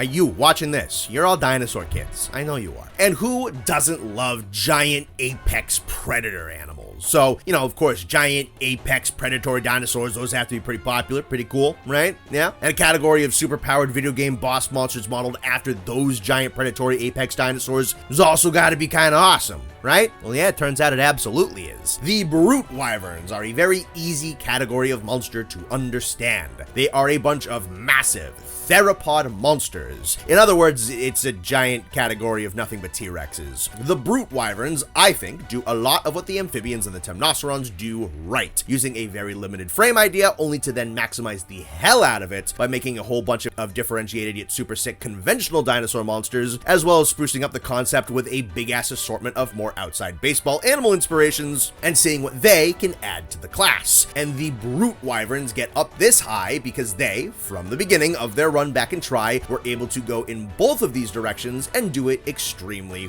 well. Duramboros is often cited as the first major point of deviation away from a more typical dinosaurian design for these guys. Even I've made this claim before, but now that's not really the case. Taking a look at the first brute wyvern you'll fight in the series, Baroth is an insectivore who is territorial but not particularly violent. His main methods of attacks aren't biting and tearing at flesh. Instead, he tries to slam into targets with that gigantic head crest of his, which he typically uses to bash through giant anthills looking for food. And he can also fling mud from his body to try and blind and slow the movements of those fighting him, mud that he soaks in watering holes to cool himself off in the hot, arid desert. I adore the Baroth, honestly. I think he is an excellent wall monster in try, teaches some pretty hard lessons about sharpness requirements, status ailments, countermeasure items, elemental weaknesses, dynamic part breaks, and weapon damage types. It's a shame he hasn't changed or grown that much with the series. He's been in a lot of games, but hasn't been shown that much attention, though I think he started the class off incredibly strong. He's very well constructed, cool looking, mechanically dense, and welcomes you into the mid-level battles of Try and other titles with some tough lessons. He left an incredibly strong impression on me starting out in that game, and yeah, no, he really isn't just some conventional carnivorous dinosaur, and I mean, Uragon is even less so. I feel a little bad for Uragon. The dude gets lambasted a lot, but I honestly don't think people know how to fight him. He has some massive weak points that you can create with part breaks. You can interrupt his rolling and have him topple over. He has a few fairly generous weak points against the water elements, and he has an extreme susceptibility to poison. I think he can be a fun monster to pick apart when you put a little work into learning against him. And he, once again, is an early in the timeline brute wyvern who takes the class in a pretty unconventional direction. This dude's a big, brassy, the term might be lithivore, maybe? He eats rocks, uses that massive chin to smash them up into bits, and he subsists off the minerals found within. How he eats with that chin in the weight is a little bit of a mystery to me. I don't know if he scoops things onto his chin and eats off like a plate, or I don't know, maybe he's hiding some giraffe tongue or something in the mouth. I don't know. Again, not some vicious, flesh-ripping monster. He's just kind of a big tank, minding his own business for the most part. As I said, though, the brute wyverns hit both sides of their potential very early, conventional and unconventional. You want your flesh-ripping, bone-crunching, terror-inducing T-Rex? The brute wyverns give you Deviljho, a towering green terror with an undying hunger. Deviljho is pure bulk and tenacity, a creature that can wound ecosystems if left unchecked due to the sheer volume of food he consumes. Here's your big pop culture dinosaur. He also turned the idea of extremely powerful monsters crashing a hunt against a completely different target into a proper mechanic. This is called invader monsters, and he serves as this seemingly unstoppable, instant death nightmare in the early stages of high rank and sometimes G rank. So you got one game 3 entries, 3 different brute wyverns. One who serves as a sort of paramount for the conventional idea of the dinosaurian theropod class, a mechanically dense early level boss monster with some recognizable carnivorous traits, and a more outside the box member who plays around with the potential of the body shape a little bit more. Then you go into portable third. This gives us Duramboros, an even wilder move away from the giant ravenous carnivores than Uragon is. Duramboros is effectively a bipedal, moss-covered, probably like water buffalo, I think, who attacks by slamming his giant hammer tail around, or just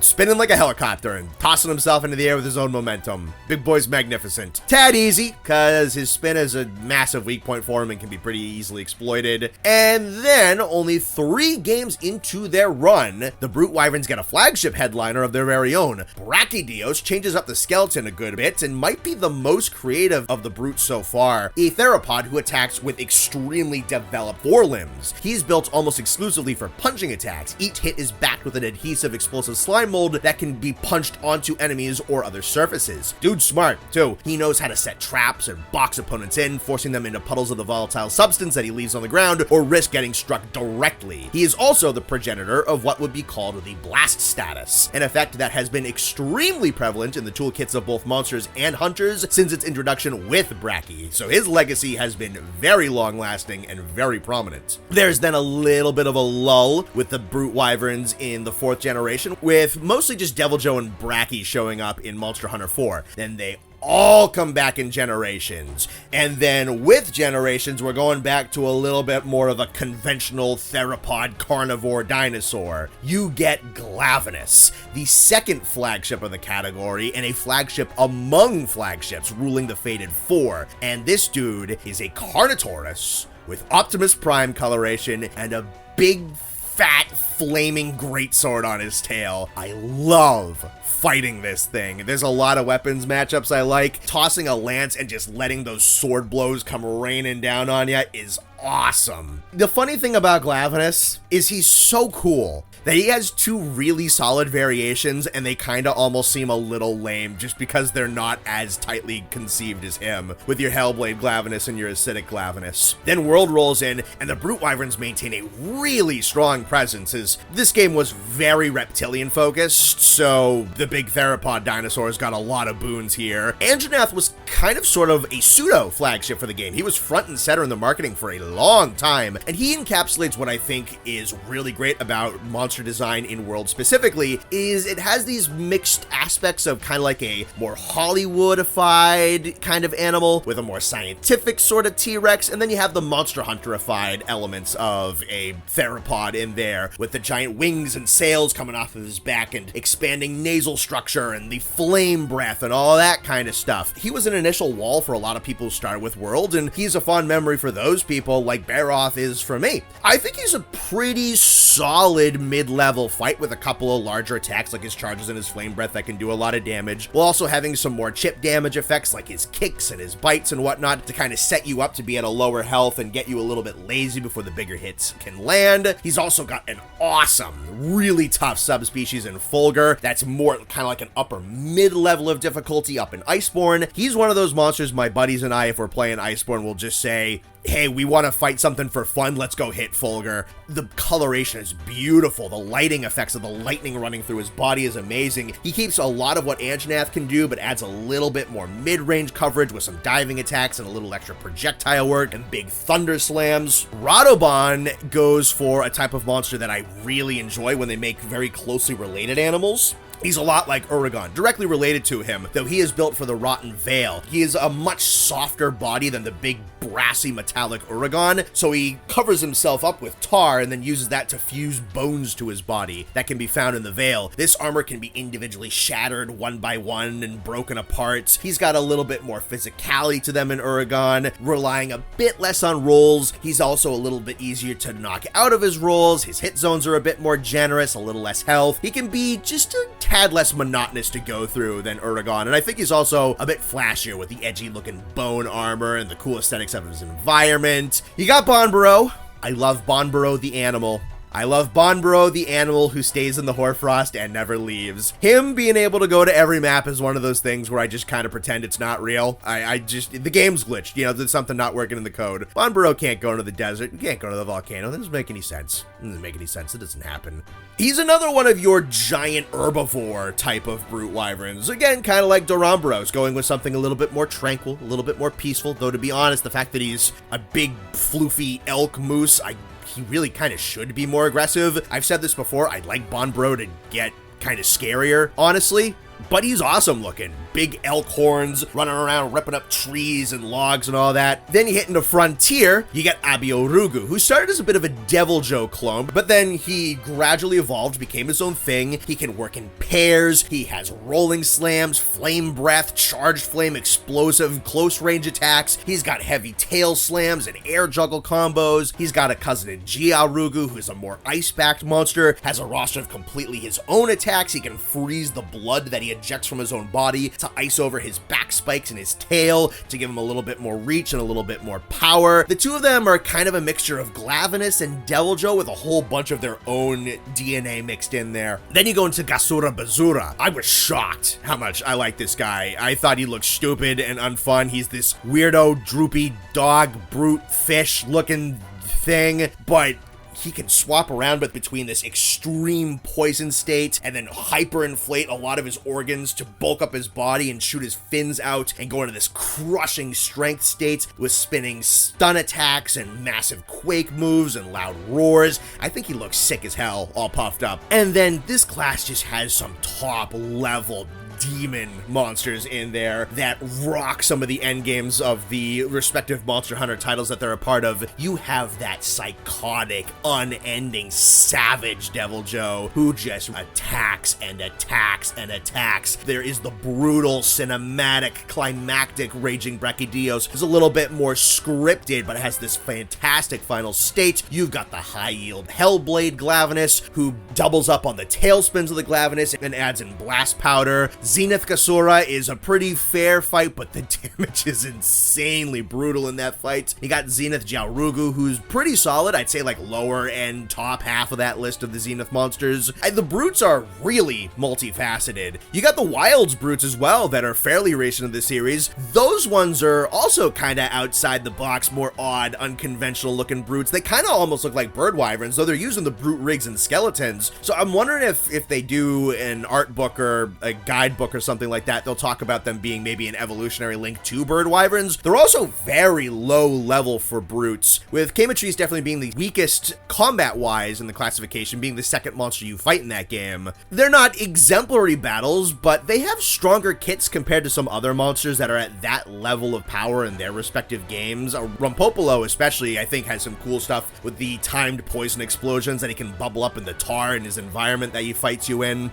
I think these guys are just insanely multifaceted. There's a lot of your more conventional and unconventional designs. You have your Devil Joe and your Glavenus and your Anjanath and your Abiorugu to scratch that monster itch that's just a straight up T-Rex. And on top of that, you have all these other guys who have more interesting modifications and diets and temperaments and inspirational animals. They can hit basically every kind of status and element usage. They go from the second monster in a game's roster all the way up to super endgame with Raging Brachy and Tempered Savage Devil Joe. They have effective intro bosses, tutorial bosses, skill checks, knowledge checks. They have really good just mid-level bruiser fights. They have severe endgame challenges. Their batting average is extremely solid. If there's only a couple of weak points, Durambros has a major weakness with his spinning attack being hyper-exploitable. The rust Durambros really doesn't do too much and is probably the weakest third-generation subspecies. Crystalbeard Uragon is the weakest of the deviants and does not add enough to that monster. Bonboro, I think, is a perfectly cool animal with a fun fight, but he has just bizarre ecology. And I think this class just does everything good that a monster classification could do. Rock solid. Love these guys. Adore them overall. Number 2. Let's be real. These guys are the Monster Hunter. They're the core species. They are the templates for most of the other creatures in this game, especially anything else that is remotely reptilian. They are what the developers decided to go with over more conventional dragons for the backbone of Monster Hunter. They are the Flying Wyverns. And yeah, they're not number 1. They are the biggest category in the series, and one of the most fleshed out. I would say over their very long and esteemed tenure, they have maintained consistent high quality, despite being extremely dense. It helps, I would say, that a lot of their old guard have been tuned up over the years and made more compelling when compared to some of their older jank, and a lot of the newer entries have also been very solid. It's going to be hard to talk about this category in a way that's complete yet also concise, because there's a lot of stuff to talk about here. So let's, I'd say, go into some of the awesome ways that the true wyverns have played around with this concept. At face value, I would say they might look very samey, a lot of very similar structures, but let's actually take a look at what this classification has. So you have Rathalos and Rathian. Of course, they are the conventional wyverns, the templates, and the base level of gameplay quality. They've been kind of mid-level forever. I would say Rathalos fairly recently got extremely good, and over the years they've had some solid variations like the Metal Wraths. I'd say the 3rd and 4th generation of Pink and Azure. You have the Zenith Rathalos, who's also great. And then if you actually look at how the Wraths operate, they're not really just stock standard creatures. They are a dichotomous, hyper-successful species with alternating hunting styles based on gender roles. And I'd say there's also a lot of artistry in getting a baseline right. You need to set up that really solid foundation that you're going to base everything else off of. And I'd say Rathian to this day is still one of the best training monsters to throw a new set at. Then you move into Diablos and Monoblos. These are big flightless, but still winged. They are a species that plays around with the evolutionary lines of Monster Hunter's ecology by being close relations. They are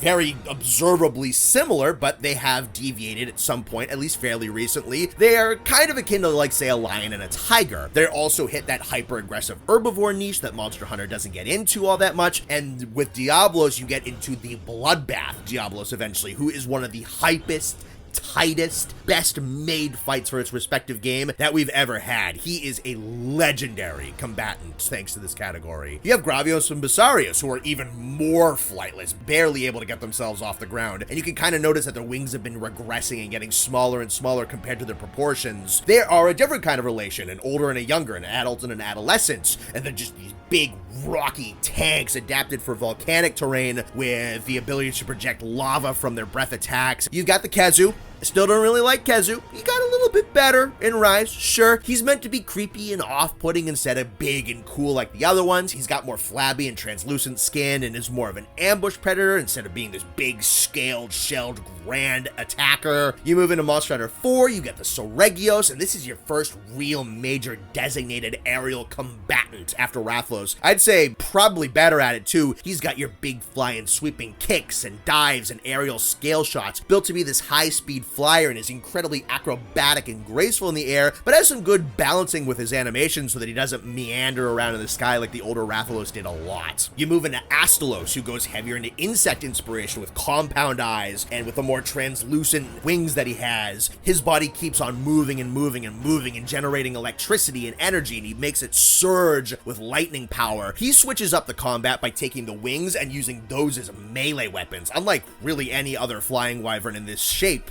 You then move into something a little bit more lumbering and whirled with Basilgeuse, who's a living bomber plane, flies a lot slower and does these bombing strafing runs, dropping these blast scales off of his body to destroy targets. He's probably the most massive conventional flying wyvern, and instead of being high octane and high speed, he tosses around his bulk and tries to batter and bash what he can't burn to death. You go into Legiana, who then is a little bit more graceful, a gliding flying wyvern. In ecology, she's not really built to be flapping around. She uses the membranes on her body to utilize air currents and use all these masterful little tweaks and bits of air control and body control to glide around. You go into Paolumu, also in the Coral Highlands. This one uses air sacs to fluff up a big chunk of its neck and uses that to snag onto air currents, kind of like Legiana, but just drift around a lot more comfortably. You go with Nightshade Paolumu, who can also do this. I think he's a very underrated subspecies with more developed wings. He's a potent sleep user, but also a very effective effective physical combatant. Out of Frontier and into Rise and Sunbreak, you get the Espinas, who's kind of a mixture of something like a Diablos and a Rathian, who can still fly, but he's also a good chunk heavier and a big poisonous tank that is lethal to touch. He's got a very cool personality dichotomy between being sleepy and lethargic and then going into belligerent anger when agitated. Moving into wilds, you get things like Raydau, who is pure spectacle flying through the storm.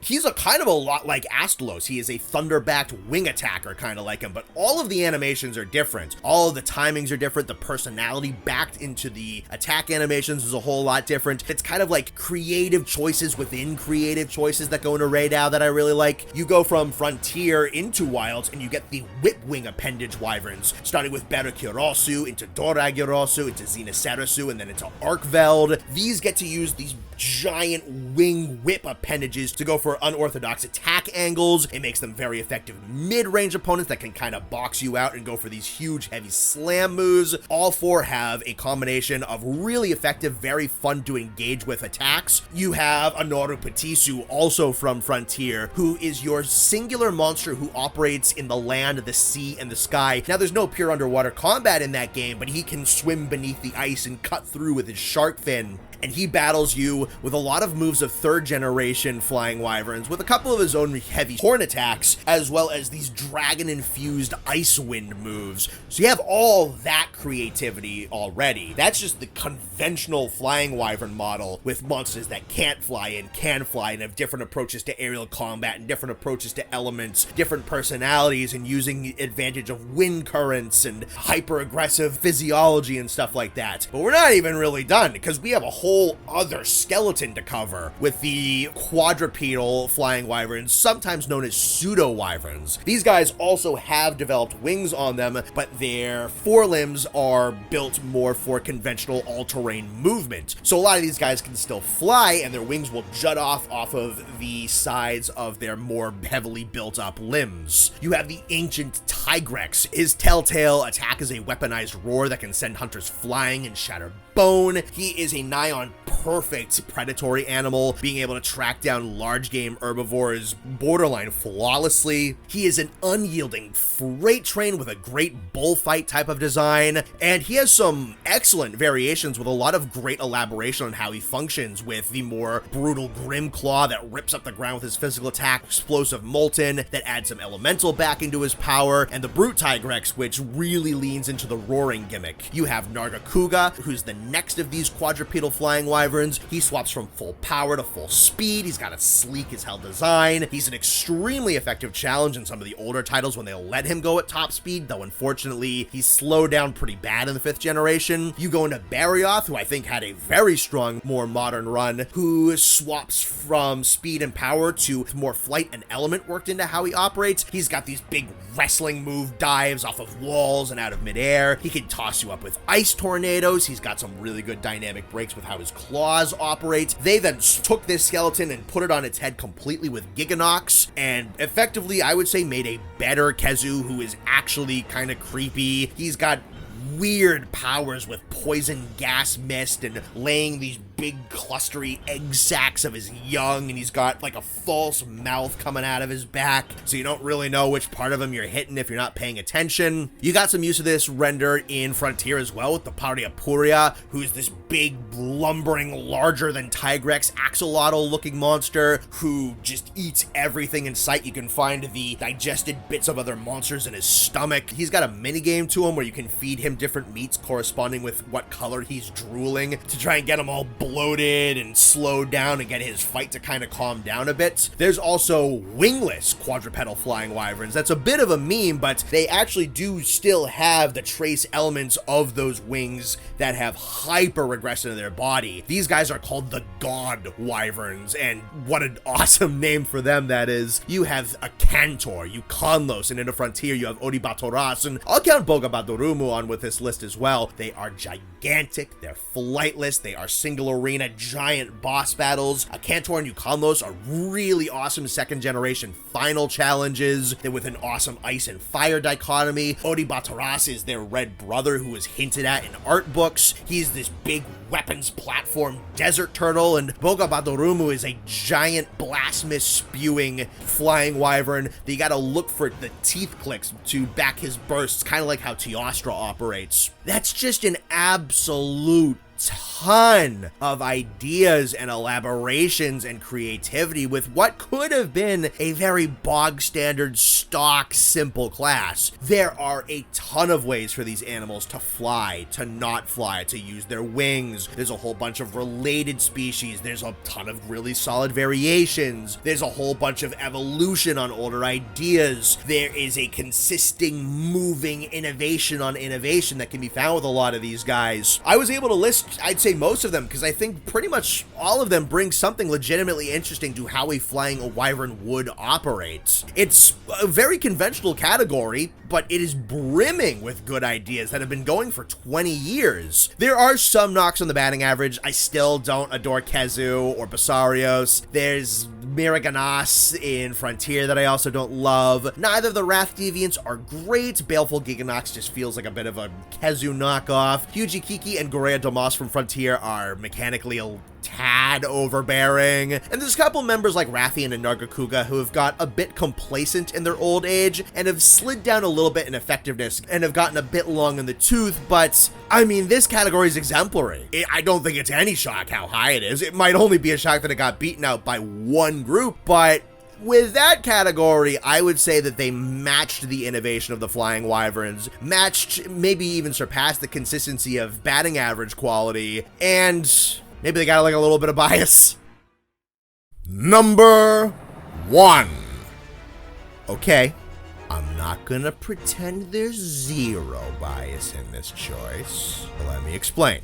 I do think the Leviathans are indeed this good. Now, I don't think they're the only choice for the top of this list, but I do think they are a correct choice, and they are my choice. They have, I believe, an insanely strong track record. They've had a super consistent series presence since their introduction, barring one singular title. They have a very consistent high-level batting average, and I think they score incredibly high marks in combat and in animal design. There is maybe one singular monster on this list that I actively don't really like, and maybe like one or two others where I have some issues, but I see a lot of potential, or they have elements that I enjoy very much. There is a ton of innovation here on the sea serpent idea. What could have been a pretty locked category to a very simple kind of environment is enormously broad spanning across several environments, several elements, speed levels, personality types, ability types. They are sea serpents that went beyond sea serpents. So with the Royal Ludroth, who is your introductory to the classification, he's a pack leader in Tri and a bit of a solid bruiser at kind of like that end of early game. He is proficient both in and out of the water, providing a challenge at that level for both forms of fighting. He's got a very creative design and concept blending, using stuff from both marine reptiles and lions in terms of how he works in terms of his personality and operates ecologically with the smaller Ludroth that he lives with. Purple Ludroth, I would say, is an adequate subspecies. I'd say he's a decent palette swap with some additional poison splashing effects for some extra hazard on what used to be his more easy to punish attacks, and he has a couple of extra physicality moves as well. Gobel is going for a more sneaky and sinister approach. He hunts by luring prey in, with his antenna kind of looking like it's weeds or grasses at the bottom of the water for herbivores to feed upon. He is also loaded up with blinding effects and neurotoxins to try and incapacitate foes when he is revealed. He blends elements of things like anglerfish and fish that eat via suction, and also the toxins and spikes and inflating of a pufferfish. His debilitation abilities can be absolutely lethal, and I think he strikes a great balance of being goofy yet also intimidating. His only real mark is that he struggles pretty bad on land, but underwater I think he's a really cool fight. you have the Agnactor. Yeah, I'm gonna save the big guy for last. You know I was gonna save the big guy for last. At this point, he is the most terrestrial Leviathan made, and he is their first major deviation away from an underwater environment. He changes out water for magma, operating in volcanic regions. So he uses this liquid environment, or kind of semi-liquid environment with lava and magma, to superheat himself, giving himself abilities and also lighting up the armor on his body. He is best built for grounded combat and extends the amount of moves that the Leviathans would be able to do on a completely grounded plane, as things like Gobel and Royal Ludroth were more half and half, and thus their moveset is a little bit more split. His subspecies, Glacial, is also really awesome. It inverts the gimmick by making it so that diving under the ice of the tundra will solidify his armor, and timing as well as fire weapons will be able to heat that up and give you those weak points that you need.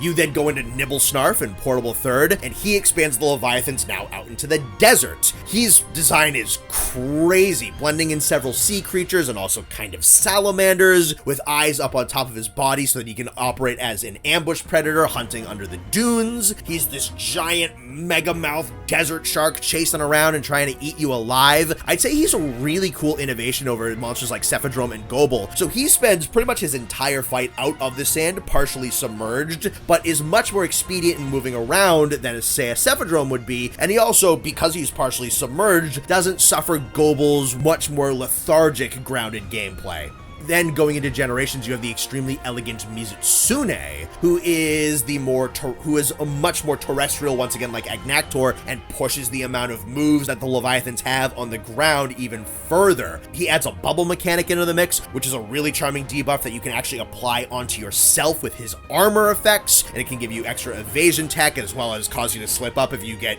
too covered up in the bubbles. I'd say Soulseer and Violet are two really fun variations for him that add a lot of concussive firepower and more volatile physical moves into the mix, while both kind of doing their own thing. Maybe a little bit of a hot take, but I like Almudron and Magmadron a lot. I think they're honestly extremely fun. Almudron with Lance is a matchup that I enjoy, especially with his giant tail hitboxes that I think are telegraphed particularly well. I think Magma Almudron is a very inspired subspecies who changes up the size and the combos and the gimmicks of the core Almudron extremely well. He overhauls the kit almost completely. Instead of conjuring up these giant mud structures, which Almudron doesn't do too much with, Magmadron sets these large time bomb detonating lava pillars that you need to be able to get away from before they go off. He's got his giant detonation slam with a ball of magma that he carries around in his tail, and the two of them have some tricky angles and big windups that I think are a lot of fun to try and learn. I think that Rise's Somnicanth is the single best sleep monster they've ever made. She's not overly reliant on the sleep attacks, but she has several of them. They have very clear tells, but the AoE is also gigantic and really good for wire bug implementation. She can also combo her sleep gas with shells that she digs up from the water environments that she fights in,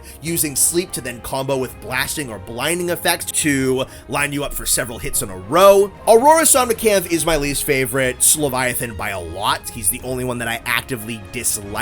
A big part of that, though, admittedly does come from being a subspecies. I believe that he takes a lot out of how the core Somnicanth works and swaps from almost exclusively physicality and decent ice attacks and takes away the more interesting sleeping moves and shell combos and whatnot. I'd say this thing is perfectly okay and not a miserable experience at all in a vacuum. And then, dude, once you get in the wilds, there is just an onslaught of Leviathans. So first of all, there are some new ones that are small monsters that aren't tied into being bosses. You have the Gyjos and the Piragil, who are these small-time hunters who are tracking down herbivores or ganging up on slightly larger monsters out in the Windward Plains and also in the Scarlet Forest. Moving into the bosses proper, you have things like Balahara. Not my favorite fight in that game, a little bit simple. I wish they had a more dedicated pack fight, as they have some very awesome cinematic presence with them all moving around in giant hunting droves. He does have some neat abilities, though, with his inverted tail angle strikes and the sinkholes that he can make and the bile that he can spew out of his mouth, being another desert Leviathan, but completely different in personality, hunting style, and maneuverability over Nibblesnarf. You've got Uthduna, who I used to think wasn't that great. I'm gonna give her a lot of props for the arch-tempered form of her fight, though,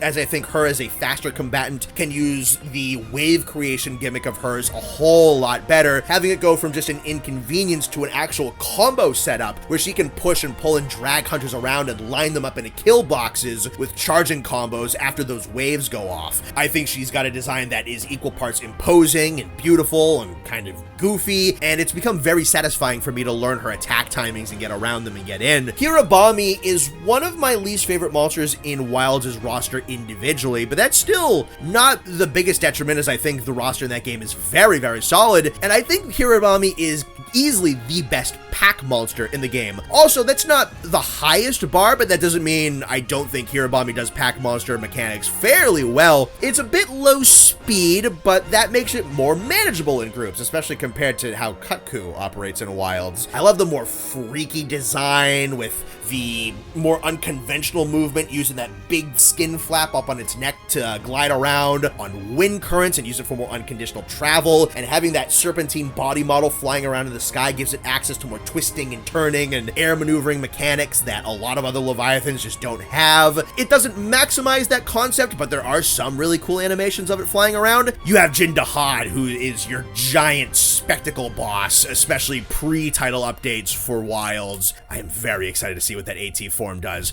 I love the design idea of it being just a giant heat sink titan expelling all of the cold air in its body temperature that it intakes in order to help it stay warm. And when it hits this point of critical mass, it lets out this giant full heat explosion that map wipes. Especially when he hits the higher levels of difficulty, the damage that Jin Dahad can output can be lethal. But he also manages to get some decent full body coverage with attacks on every limb, some ice gas expulsion, some tail moves, some paw slams and body slams, so he's able to cover some weak points. It can be fun to pick him apart with all of his part breaks and get knockdowns on him and try to slowly work up to being able to break apart the spikes on his back. It's not the most challenging moveset until that AT form drops, which looks like it is going to be kind of fast. But if you're not paying attention to Jin Dahad, especially at that higher level, he might sneak in those really early cards with you being not careful, and then you will be going the rest of the fight kind of terrified of the amount of damage output that Jin Dahad is able to throw at you, and there is just nowhere to run against him. And then, of course, there's the Frontier buff, and it is particularly massive for the Leviathans. You get Procaridon, who goes from something more reptilian to something more mammalian, leaning into a more kind of seal or sea lion walrus type of vibe. He's very much based on Royal Ludroth, but has a lot of his own originality. Also has a pack of lesser Pokara with him. It borrows a couple of attacks, but he's also much larger, which makes things like death rolls and charges scarier. His ice balls can freeze you solid, and you can also use that thing where like a seal will boot balls off of their nose to chuck ice attacks at you. He can create pitfall traps and use loud clapping fin moves to try and do automatic stun to you. You have the Barlagawal or Baruragaru, who is this incredibly unique long-necked leech-like Leviathan, who is actually an invasive species destructive to the environments that he comes into. He's been wiping out the raptor populations and absorbing the neurotoxins in their blood. Body will then filter those toxins and filter that blood and weaponize it into breath weapons, which can expel paralysis or poison or sharpness degradation from the properties of your blood. Quarasapusu is one of the coolest Leviathans ever made, a crystalline shark who lives up in the highlands. He has these elemental changes depending on the weather types in his environment. The crystals on his body absorbing solar energy and expelling it in big bursts of light, or absorbing lightning bolts during thunderstorms and turning it into big beams of lightning that he can reflect out of the crystals from his horn. The dropped crystals from some of his physical attacks can infuse your weapons with the elements that he has absorbed for bonus damage on your end, as he will become weak to those elements. And he also has some interesting alternative quests with a double Quarasapusu in the desert, which will be able to intake more sunlight and expel higher grade sun pulses, and a Quarasapusu up at the top of the Great Forest, absorbing more lightning from the larger storms up there for bigger burst lightning moves. And yeah, we're gonna end this entire Huntmas with Lagiacrus, the king of the Leviathans, king of the third generation, and he was already really cool in the third generation for how good he got later on. Tad sluggish on land, but still competent. Agnactor was definitely better than him on a grounded environment, but he had things like full body wraps and unfurls and bites and body checks that were able to help him keep up. Underwater, he had excellent mobility, giant shocks, huge dashes, and sweeping moves with his tail, and long far-reaching shock projectiles. The GU version, I think, is a tad overhated. It's not horrible, it's just a little uninventive. It felt kind of slapdash. You have the Abyssal and the Ivory variations, which lean into a more land-focused Ivory Lagiacrus and a more sea-focused Abyssal Lagiacrus, who tune up and tighten those experiences. Then Laggy comes back in Wilds. He is just faster, stronger, better, has a huge moveset overhaul with a ton of attacks he can throw at you. He does take a lot of abilities from Ivory, but his lightning field has a reduction in size, and those kind of cluster lightning sweeping projectiles are also much smaller than Ivory's. So fortunately, he doesn't fully cannibalize off that subspecies, but he also just has a massive grab bag of his own new moves. He can fight you at basically any range. He has effective blind spot coverage at more or less every angle. He's got dangerous combos, very high damage attacks, doesn't over-reliance on radius spam. He has good distance coverage to get back into the melee range. He's got the ability to punish things like lazy get-ups and animation overcommitment on really large attacks very, very easily. I say this category is utterly fantastic. There is a ton of adaptation to different environment types. They use their appendages and their structures to swim around and their more serpentine bodies to go to multiple different zones that you originally wouldn't think they'd be capable of. Their combat batting average is insane. I'd say their only really big detractors are Aurora and Hirabami, and even still, Aurora is a decently respectable fight of its own merits, if maybe just kind of a tad bland, and Hirabami balances pack mechanics really well while having a cool design and some unique animations. So I still have qualities that I think are quite good about these two monsters that I don't particularly love in this category. They're exemplary. They are my favorite classification. It was hard. This top 4 was very difficult and could have gone in a lot of different ways, but I think I am comfortable in saying that the Leviathans are my favorite category. I think that they are one of the most innovative, one of the best batting averages, have stellar creature design, have stellar combat design, and have just done a whole bunch of amazingly interesting things with their core concept. And that has been Merry Huntmas 2025. I appreciate you guys very much for sticking with me with this project all through the month of December. Hope you guys had fun. Hope you guys learned a little bit or got to express your love for these creatures like I did down in the comments below. I've been enjoying reading what you guys have been having to say all month with these projects. I gotta be real with you guys though. I'm a little disappointed in you guys. Fish didn't get on the list. Guys, there was a poll. There was a poll and none of you voted for fish. That make you feel happy? Make you feel big? Make you feel like a big strong man? Huh? You fucking pussy. Merry Christmas, bye. Shout out to all the patrons and special shout out to Ethan Toons, Blast Shooter 87, Spoonman, Bry Bastion, Unseen Mercenary, Certified Rajang Hater, Ketz, Psychotic Jester, Stromlin, Shaggy Grizzly, Dovita, Sir Newton, Nihilus Chimerax, Call Sign Shadow, and I Think I Stole Your Sandwich. Thank you very much, everyone.